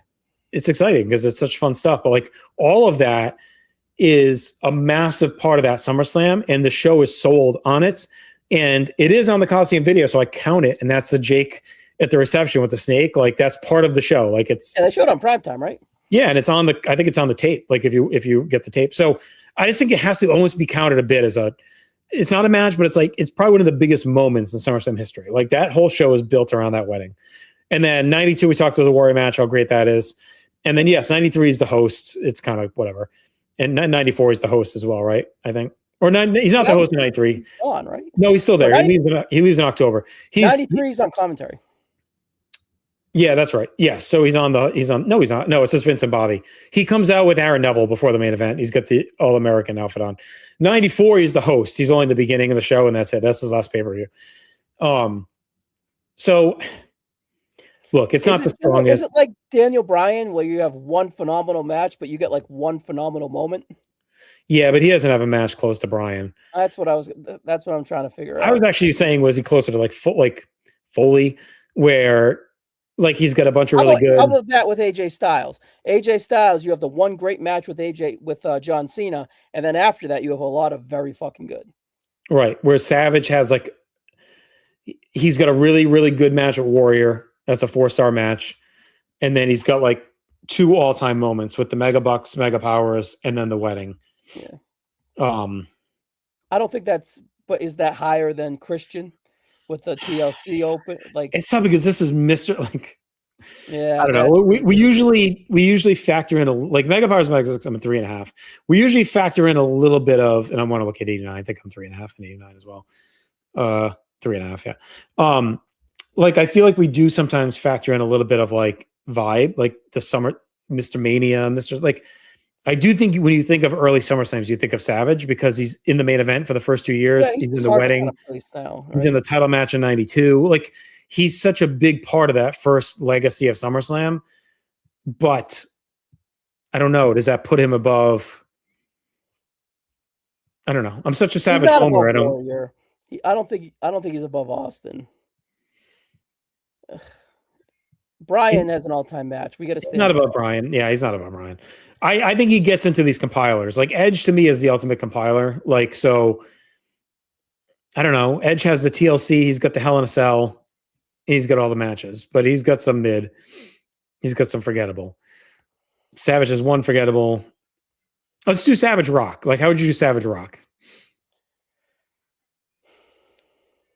We'll wipe the MSG stuff, the ladder match and the wedding wiped.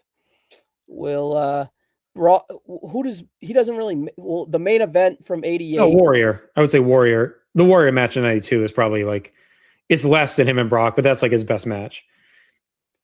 All right, I guess we'll watch that. And then the main event from 88 is that equate to what?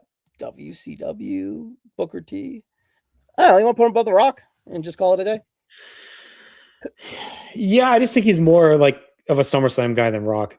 But I don't think he's got the matches of Edge and Cody, so I think that's fine. Yeah, that's probably that's what my gut tells me as well. Like Edge and Cody just have more. Yeah. If Savage needed that like Warrior Rude match, that's what he doesn't have. Like if 88 or 89 had like a 4.5 star match out of him, you know. Yeah. All right. If you do him and Flair in 92, maybe like I like him and Warrior though, so I hate to take that away. But like or 91, if you did him and Jake at 91, or him and Taker or something, like if he gets back in the ring. But that wedding is so integral. Like, yeah, I don't know. Yeah, it's hard. That's why it's kind of hard to weigh. I think we landed a good spot. Yeah, he's a weird case. All right, this one's a very weird case, but in a good way once you kind of dissect it. And that is the legend killer, Randall Keith Orton. Now, Justin, he has 17 matches. That is the most matches so far out of anyone on a list. We said his best match was Chris Benoit. Perhaps there are other contenders as well from 04. And then there are so many jump up moments that you could really go with. But the one that I gave him here on the list was facing Hulk Hogan in his last match in 2006. So yeah, Randall Keith Orton, a plethora of SummerSlam stuff. Again, similar to Orton, when I similar to Jericho when I said he had 11. How long would you need to name all 17 Randy Orton matches? I might be a little bit better than the Jericho one, but like so 04 is his first one, right? Because he's hurt in 03. Yep. Right. So 04, I have it at 4.25, him and Benoit. It's a big moment because the youngest champion, right? They want to get Brock off the record book, so they give it to Orton. He's got a really good rematch the next night, but then his tuttering goes to shit right after. But it's a great match. 05, we talked about him and Taker. Is that Cowboy Bob? At the end. Yeah. So that's pretty good. 06, is he suspended or is he there? No, it's Hulk Hogan. Oh, Hogan, right. Yeah, we talked about that. The match is okay, but like it's cool that it's Hogan's last match. The build at the Hogan's So Best and Brooke and the RKO in the car, and it's supposed to transition to D.H. Smith and all that stuff. Harry. Remember they fabricated the dating with Harry and Brooke. 07, we talked about the Cena match quite a bit. That was the better one of the two. 08? 2008, is he suspended? Not on the card. He might have been suspended or hurt. Oh, he's hurt. That's when he broke his collarbone against Triple H like 2 months before. 09, him and Cena in the stinker. Yep. 10, is he in the Nexus? Sheamus. No, he fights Sheamus. Yeah, and that's okay, right? Yeah, it's fine. DQ, though. 11 is him and Christian. We've talked about that a bit. Great match. I feel like 12 is... Yeah, 13 is he cashed... 9-second win. It's a moment. Starting the Authority. Does he have a match earlier in the night, though? No. Okay. All right, so he cashes in. Big moment, for sure. What's he do at 14? He's Roman Reigns' first ever single. Oh, that's right. That's the U.S. title match, right? No. It's just a regular match. Okay. Wow, Meltzer gave it 16 minutes and 16 seconds. Meltzer gave it 4 stars. Yeah, it was a good match. I remember it made you bullish on Reigns at the time, but that they're doing it the right way. That's what it felt like. Okay, we're building him the right way, right? And then they rocket shipped him. 15 is Sheamus in the opener. Like that's pretty good. 3.25 for me. Yep. 16 we talked about is him and Brock. Actually, let me see what Dave gave that because I don't have 60. Yeah, Dave gave it 3, which is it's fine. It's really known for the hard way. Like he breaks I don't think it's a negative. I think it's a memorable. Yeah, he breaks them open hard way. Is he at 17? Yeah, he RKOs Rusev and wins in 10 seconds.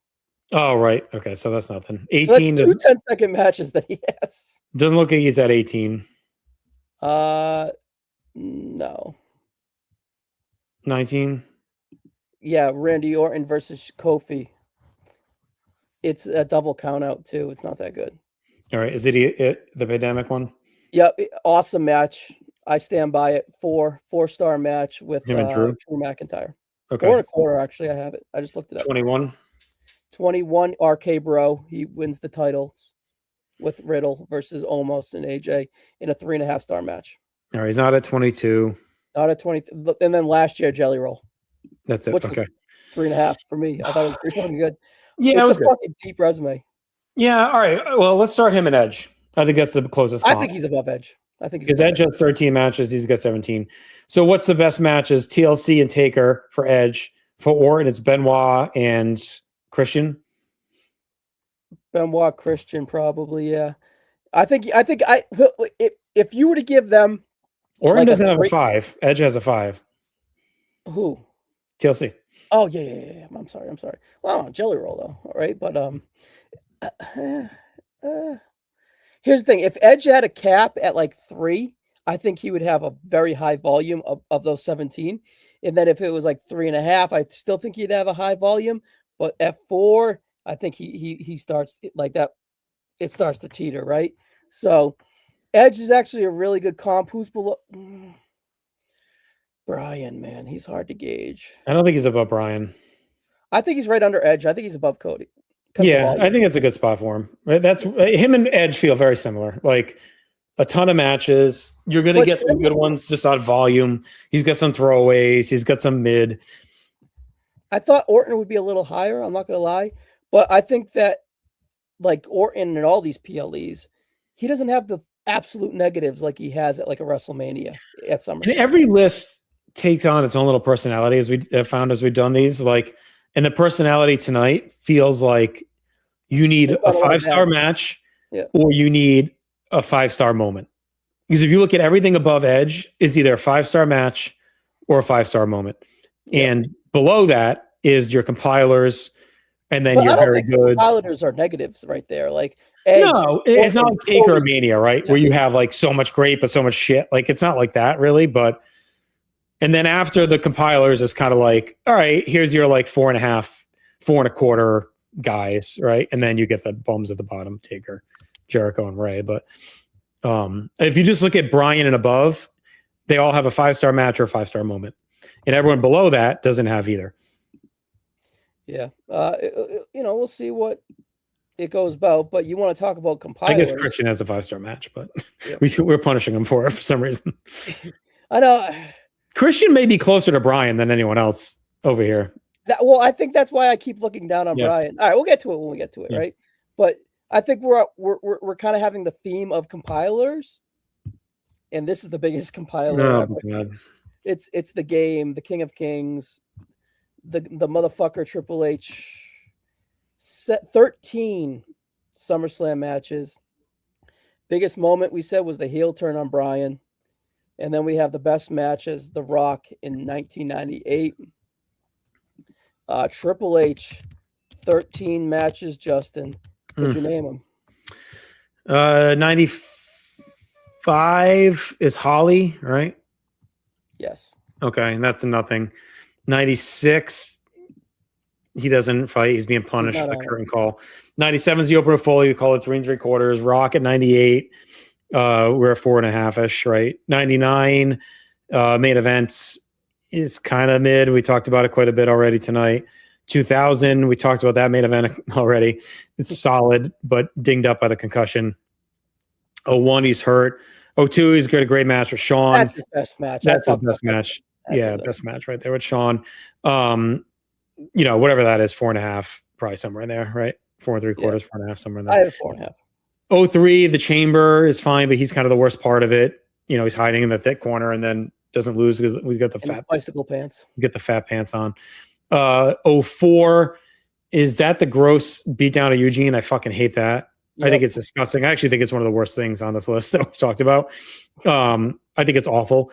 You compare it to like Angle the next year, we'll talk about it later, but like the difference in presentation is drastic.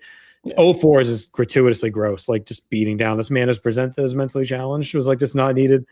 05, he's hurt or he's taking his break. 06, you get the DX McMahons. We've talked about that. 07 is his return against Booker. That sucks. I think I went 2 when we did it for War recently. It was presented to be a big thing. Yeah, and it sucked. 08, Kali. Yeah, it's okay.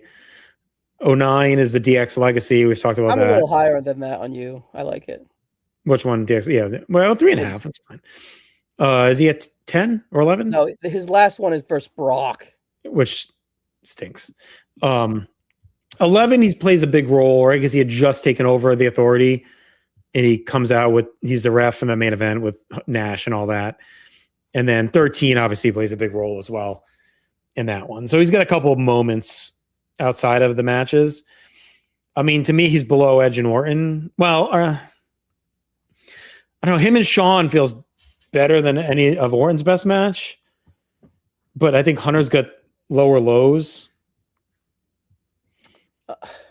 Yeah, well, I mean, Hunter's got lower lows than Orton. Hunter's got lower lows than Orton. Yeah, but are the highs? Should we just split them between Edge and Orton then? Well, yeah, because Triple H doesn't have TLC, and Triple H does have the two. Like, he's really good at 13. Like, I remember watching that live and did not see that coming. Yeah, I'd have to think back to 11 how he is in that match too. I know it's annoying because of the whole stupid thing with Nash I actually did not remember that. I think we split them for now and we'll call it a day. Yeah, when we get to it. Unless if you disagree and you think you should go elsewhere. All right, he's got to change his diaper again. All right. Anyways, we'll get back to that. We're going to jump to Jeff Hardy. Jeff Hardy, 6 matches at SummerSlam. His best one versus CM Punk in 2009. And the stat here for Jeff Hardy is he has 3 out of 6 matches were ladder matches. TLC, phenomenal. We've been talking about it all night. RVD match, ladder match, was fucking awesome as well, even though Invasion was a little better. And then I fucking love the CM Punk match at 09, ladder match. So there's 3 Jeff Hardy ladder matches out of 6. And then I believe he has 2 other squashes, like Shinsei's a squash. And there's one more other one that he has on his list too as a squash. So I think that Hardy is an interesting case to talk about. Just Hardy's got a little bit of Bryan, a little bit of Austin in him, where he's got the 5-star. Yeah. Yeah, him and Punk is really good. Like you said, I think I'm 4.5. I think I saw it before when I was scanning through. And then RVD, even though the Invasion match is better, it's still very very good. Yeah, it's still very good. The 09 match I have at 4. Low-key is pretty good too as well for the opener. And what's it, 09? 08? Yeah. 08. Yeah, that's a good match. Yeah, I have the Punk match at 4.5. And I have him and RVD at 4.25. And then would you say that was 08? No, 09. Yeah, no, that was 4.5. Yeah. MVP. Him and MVP, I just want to look, I had 3.5. So he's got a 5, a 4.5, a 4.25, a 3.5, and then a squash. 2 squashes. And then Shinsuke nonsense. And then I believe he has like an 01 nonsense too. With him and no, 01's RVD. 21, I believe, was it? Oh, anyways, he has 6. Yeah.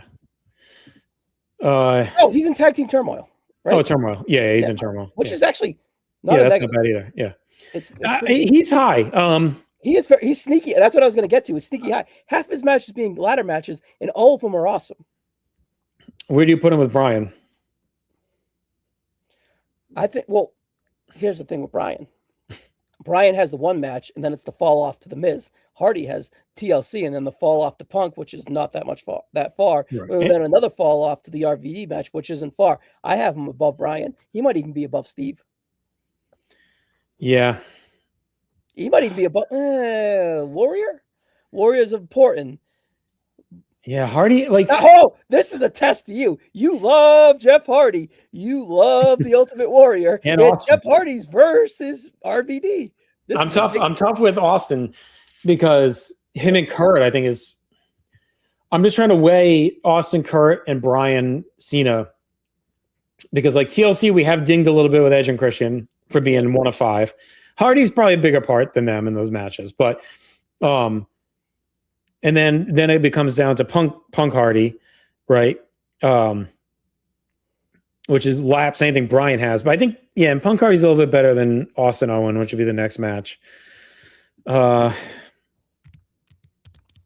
Warrior doesn't have anything as good as TLC. Warrior Rude is as good as Hardy Punk in my mind. All right, put him above Austin for now, but I'm not sold. All right, let me just see real quick what his. Doesn't he have like a?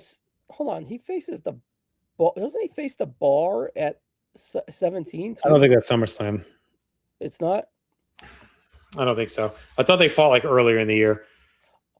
Okay. Because they have the best out of 3. I think it's like the shows before that. Okay. All right. So it's 99, 2000, 2001, 98, 09, and then the Shinsuke match. Yeah, he's not at 17. He's not at 17. The bar faced the Shield at 17. He's at the kickoff show in 17. Now, are we going to include the kickoff show?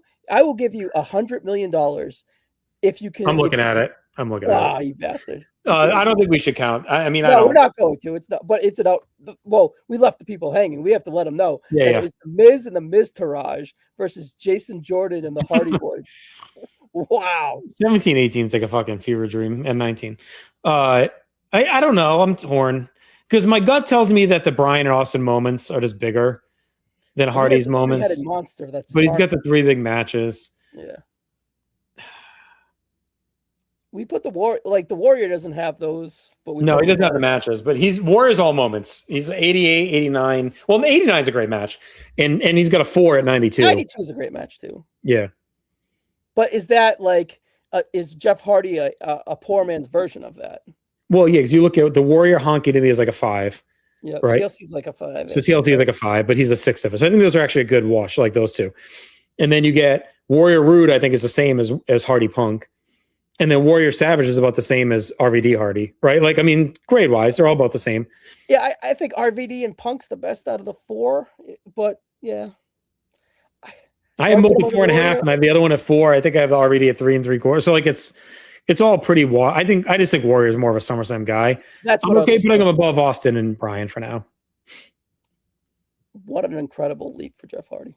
I mean, the proof is in the numbers. But I got to think about it. If we did him earlier on, Justin, would he be this high? Yeah, probably. Yeah. But I don't know, maybe not, because the way this is going. I got to think about it. The Bryan match and moment, I think, has to be just carry a lot of weight. Yep. All right, Justin, we have 2, 4, 6 left. So this one is a compiler. Seth freaking Rollins. Only 10 matches. You would thought it would be more. Oh, I would have thought way more. Right? John Cena is his best match, even though there is a good case for a few of them. And then we actually have the Roos of the century, last year's cash-in, which is forgotten about because he gets fucking injured, right? And he's injured all along. Well, and the Brock thing, passes it the next night. So again, I think we said it earlier, SummerSlam 2025 is like an all-time pay-per-view that no one ever says is an all-time pay-per-view. Rollins is an interesting case. It's deep. It's not a lot of misses. There's a lot of depth to it. It's really fucking good. Where do you think Seth Rollins' gut tells you? So what's his best match? Is it Cena? We said probably. Okay, and I think I had that 4.5. So immediately to me, he's below Bryan. So now he gets into the compiler section, which is Edge, Triple H, and Orton.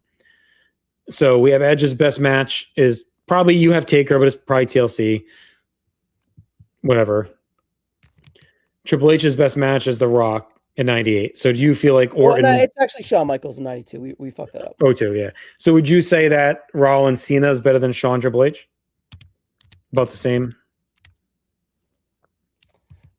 Shawn Triple H. They're probably about the same. Yeah, I would say. A little better than Orton. Stewart sucks.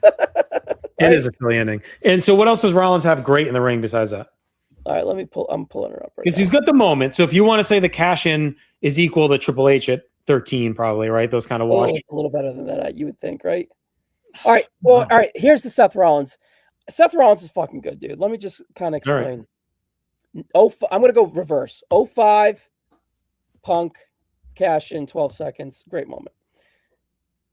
04, 24. Drew McIntyre, Punk. He's the ref. He's a little annoying, but you know it's worthy of a spot. 03 versus 23. Finn Balor is phenomenal. I think I went 4.5.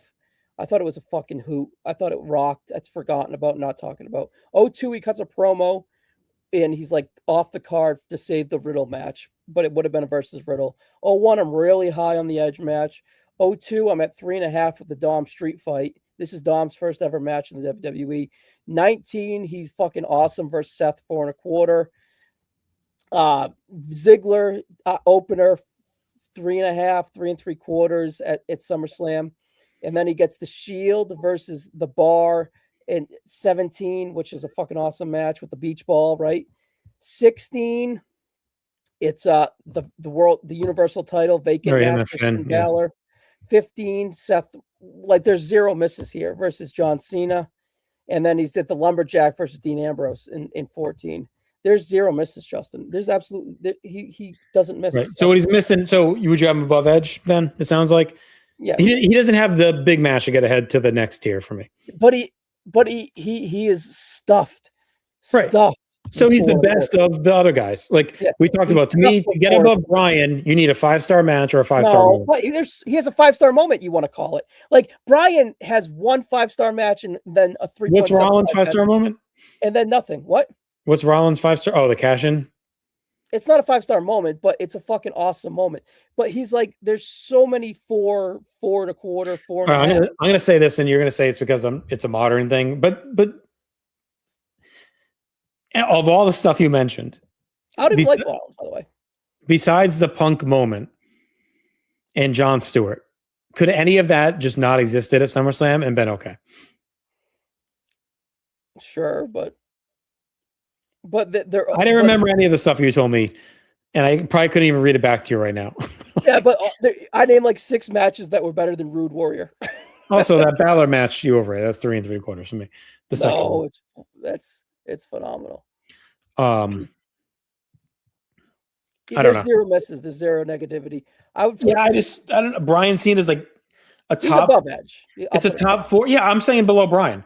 I think Bryan Cena is like a top 5 match in company history.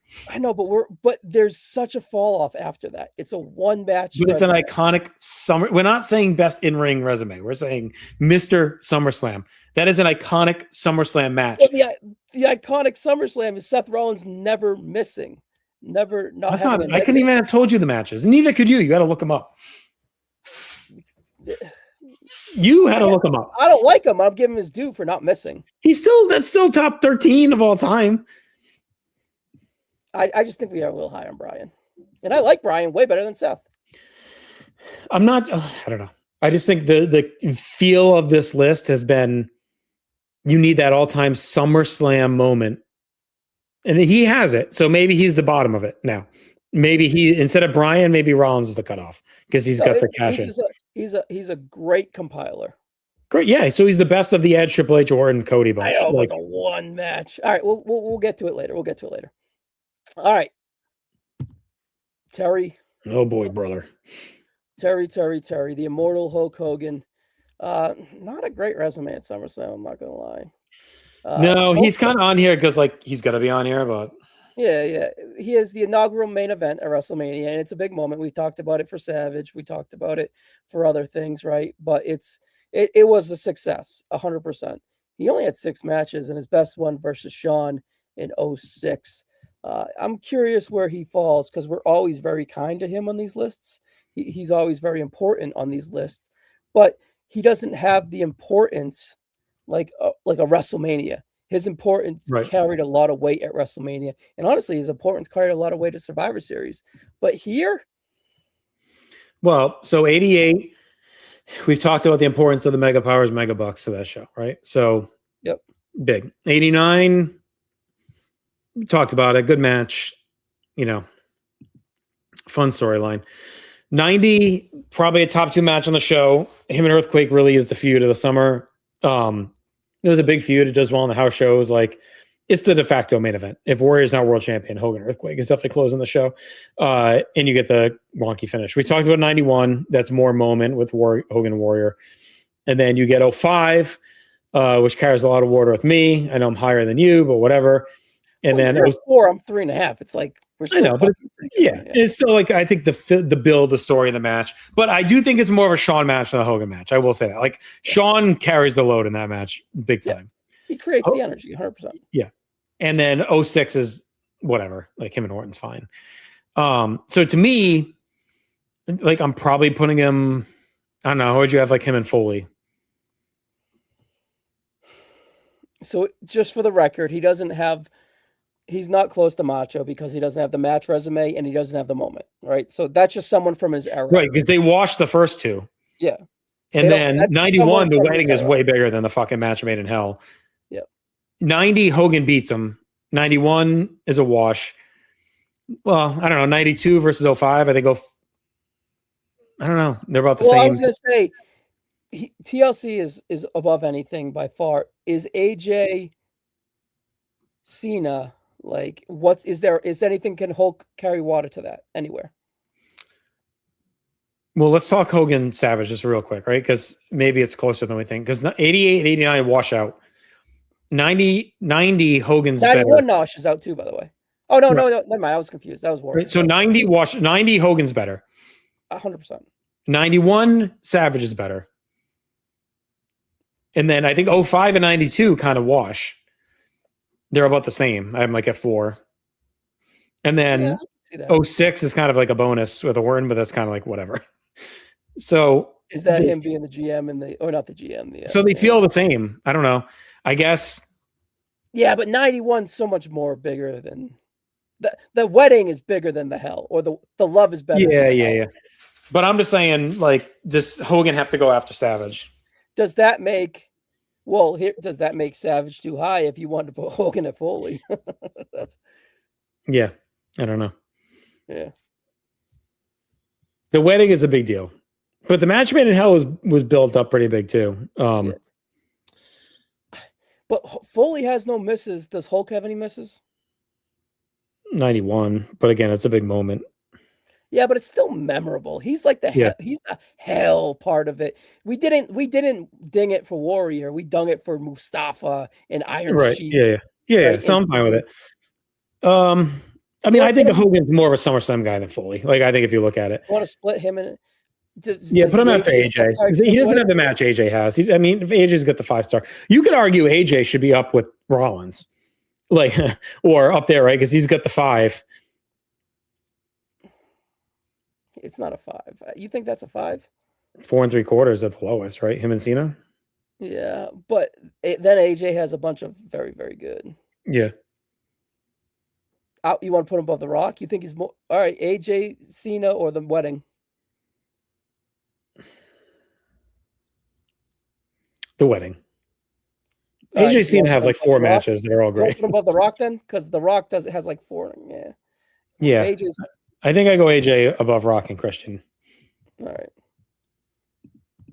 And then Hogan with Foley feels good. The wedding carries Savage. That's what boosts him up a few spots. Yeah, I'm good with that. I'm good with all that nonsense. All right, we're getting to the nitty-gritty. 4 more. Your Olympic gold medalist, Kurt Angle.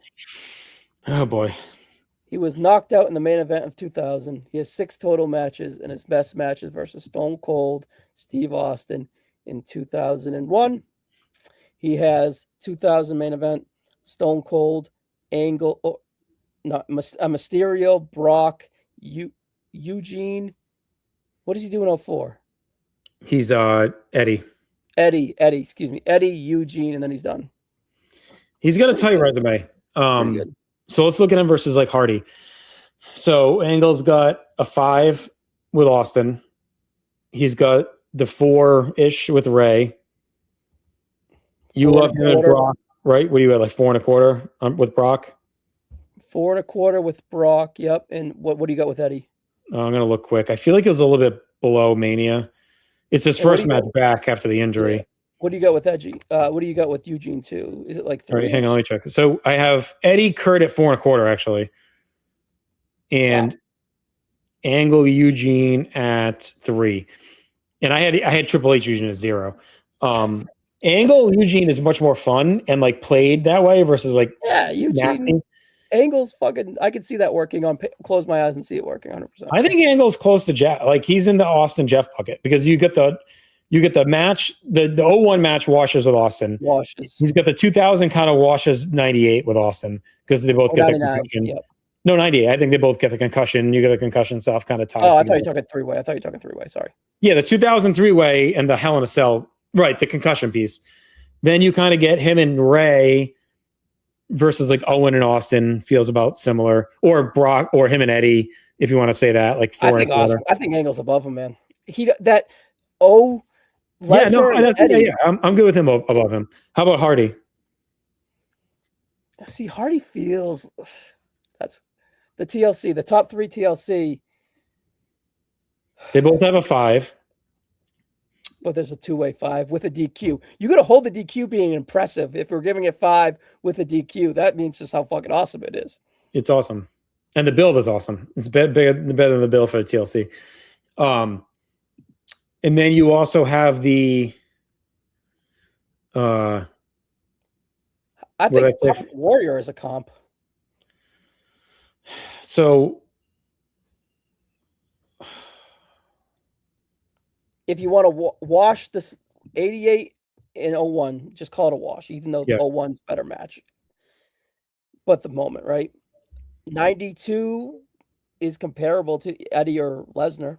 It's kind of similar where they're rematches. And 89 is about the same as Eddie. Yeah. But they just got the Ray. They're pretty fucking similar. It just feels like if Angle goes above Warrior, does Jeff and Austin after? Does Jeff and what? Does Jeff or Austin go up as well? Well, that's on you. You're inflating the 88 match where it's as the moment you're giving it the full 5 because of the moment. Right. When it's just like a 3-minute piece of business. Yeah, I don't know. It's electric. It's electric. It's phenomenal. Don't get me wrong. And we ding TLC a little bit because of the 6 people. Yeah.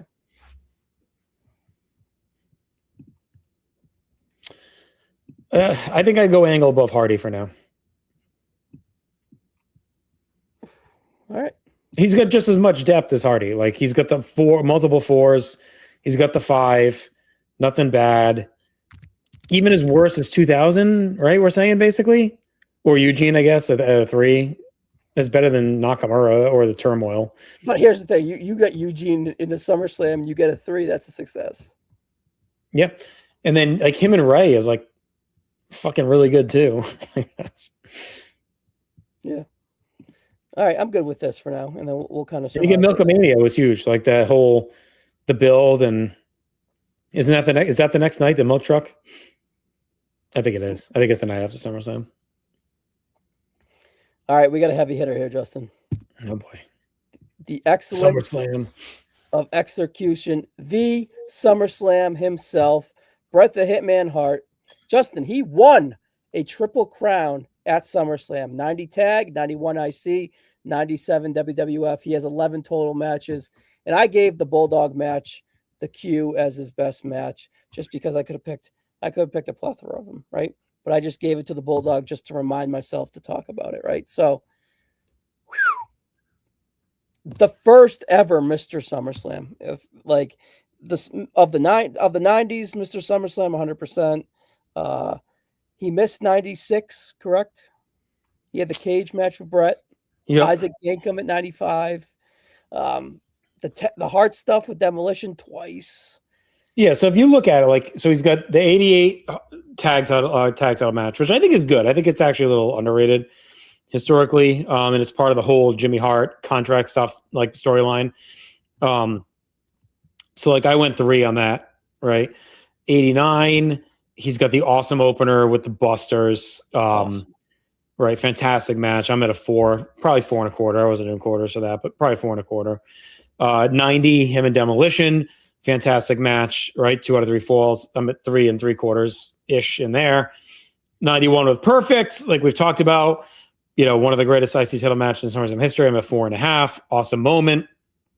92 a Bulldog. I'm lower than some. Still an all-time match. Yeah. Right. I think I'm at 4. We're both a little lower than you. I'm at 4.5 on Bret Bulldog. I put him on the list as his best to give it its due. Yeah. So I have 4.5 for that and 91. Yeah. 93, I love with the doink. I love it. We overrate it. I don't care. I don't give a fuck. I'm at 3.25, 3.5 for the two matches, but like the whole package is like phenomenal, and it eats up a big chunk of the show. 94, we talked about the cage. We're like at a 4. 95, Yankum's the only stinker, and then 97, you get the Taker match, which is incredible, and then you get the Nexus stuff. Yeah, which he's probably the best part, him and Brian, of the match. Yeah. So to me, he's up. So as usual, would you Bret or Shawn? Were you leaning? Shawn. Bret. I usually lean Shawn, but Bret. The IC stuff carries so much weight, right? His early '90s stuff's better, but Shawn does get the Triple H match. Yeah, he's got the Hogan match. The Hart Foundation have 3 exceptional tag matches. Right? The early era, there's no doubt. I think Hart beats him every year. Like 88, there's no Shawn. 89, Hart's better. 90, Hart's better. 91, Shawn's not even on. Hart crushes him. 92, Hart crushes him. 93, Hart crushes him. 94, Shawn's really good in that match, but he crushes him. Shawn wins 95. And then head-to-head, then they're about the same in 97. Yeah. So Bret kills him. Shawn gets all the other stuff, though. But head-to-head, he loses everything. So I think Bret's higher. I think I'm going to tip my head. All right, so Bret... Here. Going into this, my top 3 are Bret, Brock, and Cena, which is held up. So, to Bret's favor, we helped Savage, we helped Warrior with early on establishing SummerSlam. Bret did that into the golden era through the ruthless aggression. In the new gen, 100%. Right, one stinker in a time where stinkers galore could have easily happened in the golden era. Right, so. I don't know. And you have to give credence to the 91-92 match, even though you're a little lower on them. Right. They're so important into the history. Oh yeah, I'm not. I mean 4.5. Yeah. And I don't think 95 is even a stinker per se. Like 2.5, whatever. I'm at 3. That's good then. Yeah. I would have him. He's easily top 3. He really is. Yeah. All right. So him versus Brock. He doesn't have the 5. He don't have a 5. Brock has arguably 2, right? Brock's got the 5 with Punk. Yeah. And what else? Cena's like a 5 moment. 5 execution with Cena. Let's put it that way. No, both ways. Execution both ways, right? Execution on how it happened. Execution on the murdering him. I'm really high on the tractor stuff. I'm really high on the Cody stuff. I'm pretty sure he outkicked his coverage with Rollins. The 4-way wasn't talked about enough with Brock Lesnar, with Strowman, Roman, and Joe. Orton's a cool moment. Triple H is the only real stinker, but that's not really on Brock. I'm not going to ding Brock on that whatsoever. I think Brock might be 1. I do. I don't know. Yeah. I think. All right, so but I think we're confident saying Bret's 3, right? Because he just doesn't have the top end. Yeah, he's just very strong, but he doesn't have the top end. Yeah, we can adjust later. All right, this guy I think is going to be a pleasantly surprising, wow, and that's CM Punk. CM Punk was surprisingly in 10 SummerSlam matches. His first world title win in 12 plus years at 2025. And the best match was Brock Lesnar in a 5-star classic we just mentioned. Mr. Punk. He's high. So he's got what's his first one? 08? Was that JBL? No, who's he fight? No, 07. He lost to Morrison in the ECW title. Oh, yeah, match. that stinks. Yeah. 08, he defeated JBL in a match, which was, fine. He just won the title. 09, great match with 4.5. Yeah. Yep. Big Show, triple threat, Straight Edge Society was fine in 10. Cena match in 11, great. Cena match and Big Show match in 12, great. Phenomenal 13. suffers a loss to Drew McIntyre, 3.25. It was more of an angle, and it was the first match of a phenomenal feud. And then last year, an all-time with Gunther. So he All has right. So he's 3 got the all-time 5 matches. at 13. So 07 stinks. I'm at 2.25 for him and Morrison. I mean, that was not good. The whole feud stunk. SummerSlam 08, I have him at 3.25. So that's good with JBL. 09, we talked about 4.5. 10 is kind of whatever with the Big Show, more of a story, I guess. Yeah, that's just continuation. 11, we haven't really talked about but I have that 4.5. That was impossible to kind of swim to where they swam at It's Money in crazy. the Bank 11. It's crazy. And you get the cash in, which is a big to moment. get a 4.5 is pretty fucking incredible. You get the cash in moment. 13's a 5. Twice, by the way. Yeah, 13's a 5. I have Gunther at a 5. Yeah. So he's got 2 5s, a 4.5, 2 4.5s. So he's got 2 5s and 2 4.5s. Hardy and who? Hardy and Cena. Oh, okay, yeah. And then you forget about the Cena stuff, right? And then the Big Show match is very good too. Yeah. The Big Show triple threat. And I low-key, when I grade cash-ins, I kind of scale them. I have the Punk Rollins as a 5. We talked about it being like a 5-star cash. So he kind of sneaky as 3, but like, yeah, but it's it's a 5-star moment. We talked about it, right? So, and he's really good at selling it. Like how great Rollins crushes it. So not many guys have 2 5-star matches, 2 4.5-star matches, and a 5-star moment. Like, so that's high. So he's at least above Warrior and Angle in that group. He might be above Shawn. I think he's above Shawn. I think he's above Shawn. Because Shawn doesn't have the 5-star match. No. Oh, yeah, he does. He's got Razor. But Punk's got 2. And Brock Punk, I think, is better than Shawn Razor. So Punk, Brock, Punk, Razor, Wash, Shawn, Triple H, and then Hardy.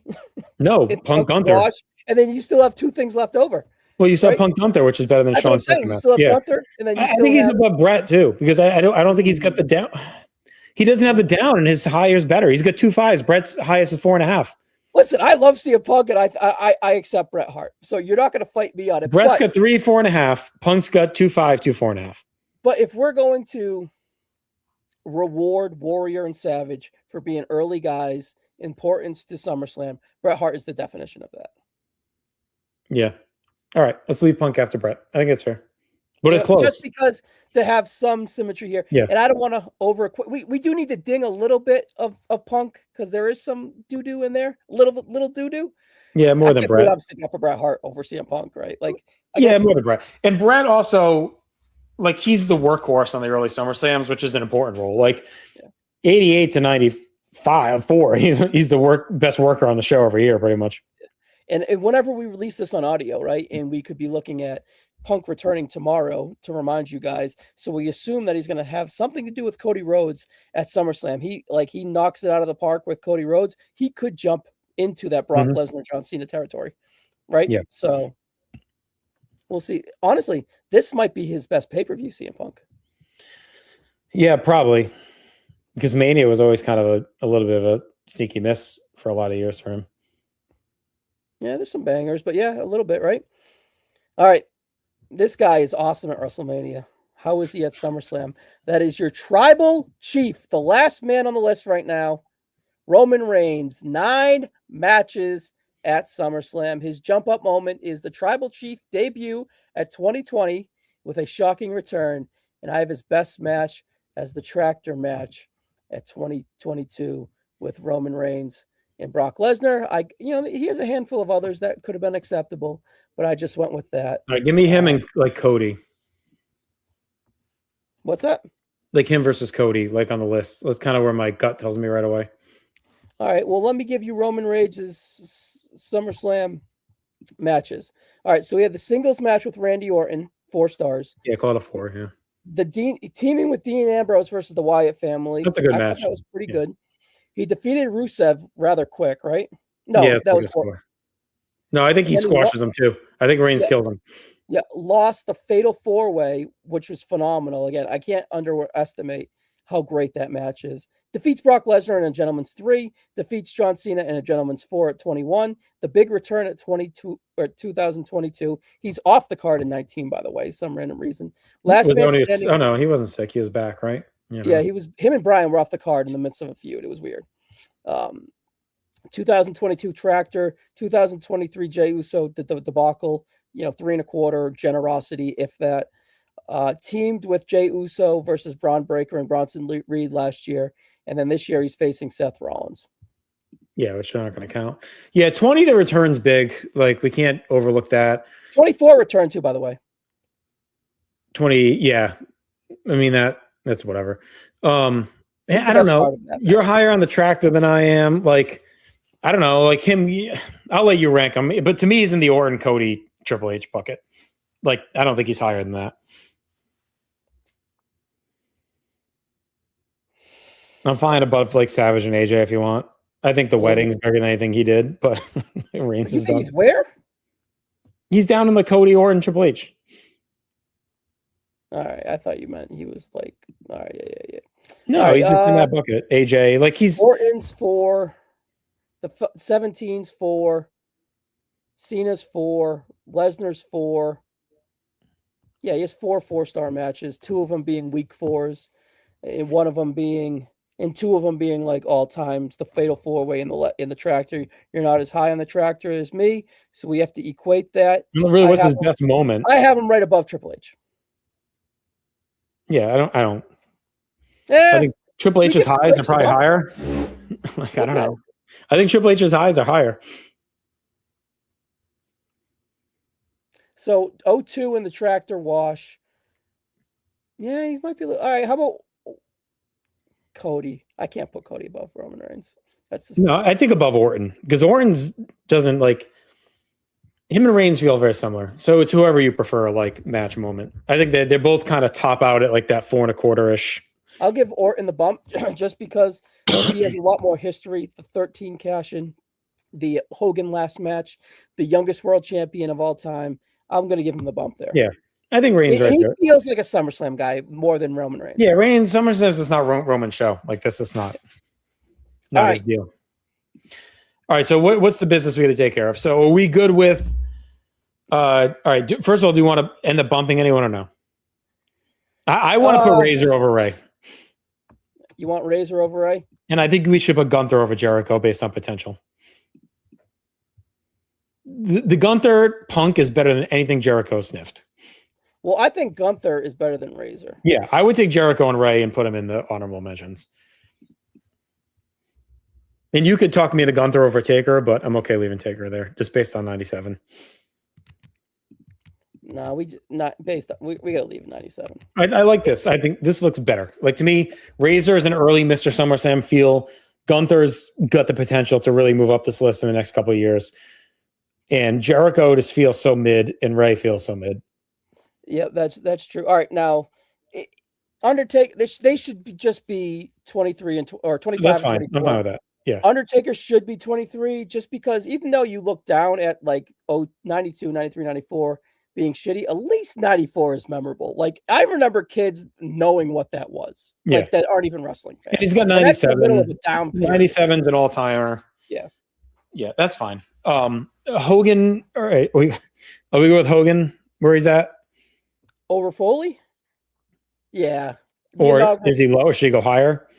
The inaugural. I think I'd overrate Foley a little bit, but I think Foley doesn't have any misses. But I think that the HBK match is memorable than anything Foley has done. I think Foley is the Hall of Very Good with SummerSlam.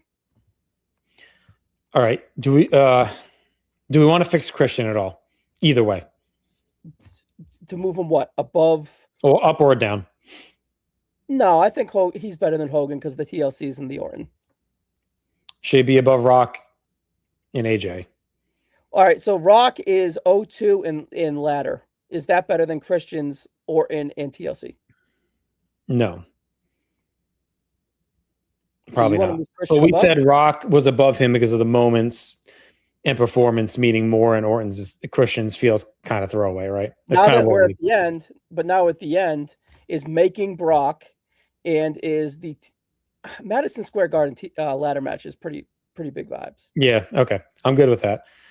Should AJ go back down below Rock, or should he go up to the other Triple H or an Edge group where they each have like a 4 3/4 and a bunch of good? Like, is he actually with AJ? It really only is the Cena match for fucking awesome. The rest is Right. very, very good. I think Ricochet honestly is his next best match. I'm higher on the Joe match than you. Joe might be the second, but yeah, I think AJ is phenomenally pretty good at SummerSlam. Better than Cody or worse than Cody? I think he's fine there. I think Savage is pretty. What you want to move Savage above Cody, and you call it? Cody No, has I the think two if you matches. go up with Savage, you got to go up. Because No, I think Cody, Savage only has the one match. Cody up to Rollins feels like one group to me. So he's either below or above them. He's below him. It's Okay. it is what it is. Yeah. I'm fine. It's fine. The wedding got because the Dusty stuff is such a waste. Yeah. Like I can't believe we're still doing it in 90, right? The compilers, AJ's not a compiler. He just has the one. Yeah. The one outstanding. Yeah, I think Cody and Roman feel fine back to back. So I think the compilers are fine. So I think Rollins down, we're good. So it's really this top 10. Yeah. All right, so we're good with like the 1 5-star match with Austin and Bryan. Bryan returning at the Nexus does solidify him being. No one below them has a 5, right? No. No. So we're good. I like it. The top 10 at a show like SummerSlam, you get a 5-star match, a 5-star moment, or you get the fucking top 4 that have like incredible stuff. Yeah, but Bryan at least has the Nexus return. That's very memorable, and he's very. Yeah, and he's got the cash in plus the match. Like that's like a double banger. Like we gave credit to Punk for that. Like that's like a double moment. Like you get the match and then the big cash in. Should we put Bryan over Austin? Yeah. Okay, that just feels better to me. No, well, but Austin has Highway to Hell. He's got 01 at the end of the day. Yeah, but he's got 01 and 97 plus the Highway to Hell build. Yeah.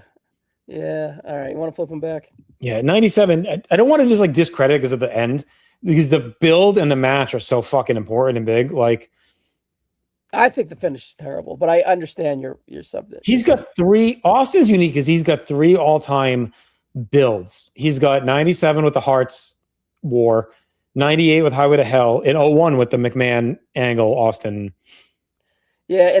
and then like 01's a DQ. We said this earlier. 01's a DQ, 97 he breaks his neck, and 98's disappointing. Right? But they're still fucking awesome. Right. Yeah. I just hate when you get taken out. Like it just takes the broken neck just takes you out. The roll up's so bad. I know, but I know. It's not all right. Again, so we want Bryan over him. I mean, we want him over Austin's Bryan. high. I think Austin. I think if you're thinking Mr. SummerSlam, just Highway to Hell is like so high. Like it has to carry a lot of weight. I know. Just 6 matches versus 3 is just weird. All right, what do we got here?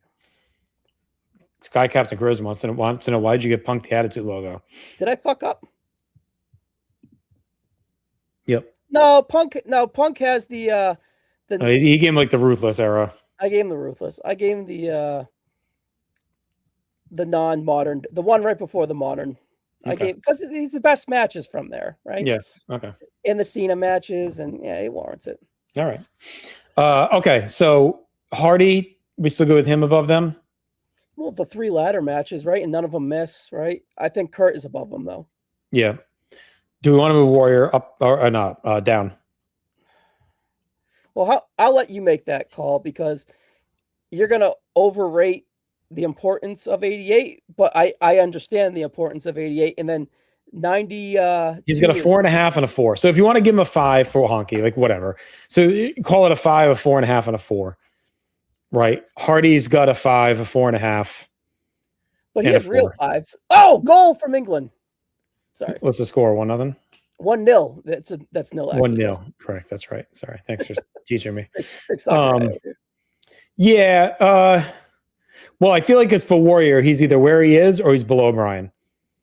Like, I don't think there's like an in between really. Like he's either the bottom of the top 10. If you want to say he's like the entry to the top 10 because he's like got all the moments. Because his highest match is really a 4.5. Which is that? Warrior Rude. Oh, 89. Rude. Yeah. You want to put him at 10? It's still pretty high. Is that what you got? I'll let you deal with Warrior. Let's go 10. Let's go 10. I think he's like the entry to the top 10. He's got the moment, early SummerSlam, big vibes. He belongs in the top 10. And then you get into the best match guys. All right, and then Angle is a little bit better than Hardy, but not as good as Shawn. Shawn and Punk are probably on the same tier here, but but Punk has the 2 5s. Punk's got the 2 5s. And then he has the 2 4.5s. Yeah, I think when you look at like the match rating, yeah, I mean it's him. Like you could argue he's over Bret based on pure the top 4 matches, but we're giving Bret the credit for being the SummerSlam workhorse in the early years. He's got, he locked down the IC. He's got the great 97 main event. 94, the Hearts carry the show. 93 is a great segment. 2 goals from England. Wow, what the fuck? 2 goals in 2 seconds? You got to wait fucking 3 hours to get 2 goals in these soccer matches. All right, sorry. 2-0. All right, 2-0. Captain Christmas. I didn't know we were a soccer live reaction pod here, Justin. There you go. All right, and then so I think Bret's solidly third, though. I don't think he's got the top stuff Cena and Brock have. I think we surmised that. Yeah. So what gets Brock over Cena? My gut tells me Brock. Can I make the case? Mm-hmm. All right. So 02, 03, absolute solidifiers, establish who he is, rematches in some stance, right? Or not a rematch with Brock, but a rematch with Cena. I mean, rematch with Kurt. Kurt is the feud of the year in 2003, and they have a very, very good match at SummerSlam. Return at 12, Triple H nonsense. Brock's better than the match. The match stinks. All-timer versus Punk. All-time moment versus Cena. And the match. The match is still good. Like, it's high. It's up there. Yeah. He has the Undertaker's last great match. 4 stars. On a scale, on a stage like that. 6, he has a big-time fight feel versus Orton at 16, and he bloodies him up. It's a great moment, and it... 3 and a quarter, 3.5 probably, honestly. It just feels big. 17, again, I can't talk about that 4-way as not being great. It's phenomenal. 4.5 range for me. Gentleman's 3 with Roman. It's whatever. Rollins kicks it out of the park, 4 and a quarter. 21 return. Tractor, I fucking adore. 4 3/4. I love it. Cody 4.5. I think he does a phenomenal job making Cody Rhodes after WrestleMania 39, and he solidifies it at SummerSlam. And then he has the return last year, and it's legit goosebumps. When all right, so his best, so his grades are like 5 with Punk. Let's call it 4 with Cena, but a 5 moment. Because you weigh the moments for the Warrior and stuff like that. So it's an all-time moment. It's probably the greatest squash of all time. And then what's your next? I mean, I'm not going 4 3/4 on the fucking Tractor. If you want to average it to 4 1/4 between the two of us, fine. That's criminal, by the way, that you go 3 3/4 and you have other bullshit at 4. And then 4 1/4 on the. I have 4 1/4 on the Cody. What do you have on the Rollins match? Do you have 19 rated? No. I have 4 1/4. And then I have do you have 17 rated? No. I have 4.5 on that 4-way. And then we have the Punk match. That's a 5. That's his only 5, right? And then we have 4 1/4 and 4 1/4 from 02 and 03. Yeah. So with Cena though, you get what? The 4.5 at 11, 5 at 13, the wash at 14, 4.5 at 15, 4 3/4 at 16, 4 at 21, 4.5 at 25. Plus, you still get the moments. Brock's got the 2 returns, which Cena doesn't have. Ironically enough, he beats up Cena in both of them. Yeah, he does. I forget about that. What hurts Cena maybe is the earliest stuff, but then I feel like we keep overlooking Cena at 06, 07, or 4s. 08, 4 1/4 with Batista. To me, that washes Brock's early stuff. Cena does have the Booker match, which is kind of whatever, but even Jericho is a 4. You know what I mean? And Jericho's dead in the water. Yeah. What I will say that helps Brock or helps Cena, however you want to look at it, Brock's matches feel like big monster matches coming in, and then they live up to it. Cena's feel like you don't necessarily want to see him, but then he crushes them. Like they're all. And you could argue a lot of the big Cena matches in the middle of the card. Oh, goal! Mexico. Wow, Mexico, 3 goals in 10 2-1. minutes. Right. So you could argue too, Cena's are all mid card for the most part. AJ's in the mid card, Rollins in the mid card. Yeah, but they're world title matches. No, I'm just saying though. Yeah. If you're saying, the Bryan match obviously is massive. The Punk, I don't know. Coming in, I would have said Cena. My gut kind of leans Cena just because of the depth, but Brock is nothing to sneeze at. I think it's real close, and maybe the closest we've had, like the 1-2. Yeah, we've had in these. That Brock almost, if that is an absolute home run, Brock's probably going to take the title. Right? Cena has the benefit of closing SummerSlam last year. And honestly, the Roman match at 21 shouldn't be underlooked either. I think it's a really good match for John Cena. And I just think that stretch of 11 to 16 is like incredible. Like just he owned the and then 08 is very good too, by the way. 06 to 08 are all, and 05 to 08 are all really good. 09 stinks. 10 is the real ding. Like if you want to say, well, he really fucking ruined that match, which I think it's fair to say. Like I don't think that's crazy to say. Yeah. But besides that, what's his bad? Corbin and Booker, which are probably what 2.5, 2 3/4. Like Corbin's really bad. But yeah, it's whatever really. Yeah. All right, yeah, I think spending a lot of acting in the yeah. I think Cena needs to have one of these. Like he's not Mr. WrestleMania by any stretch at all. He's not getting Survivor Series. He's not getting the Rumble. Like this is his show. I think it's a scene when he like his resume is insane for SummerSlam. Yeah. But this may be our strongest top 5 when you look at it. Like because Michaels at 5 is a great resume. Punk at 4 is a phenomenal resume. Yeah, and Punk and Brock can still kind of grow. And even Angle and Hardy, like the top 7 is real strong. Like I'd like to look back. Like I can't believe Jeff Hardy is this high.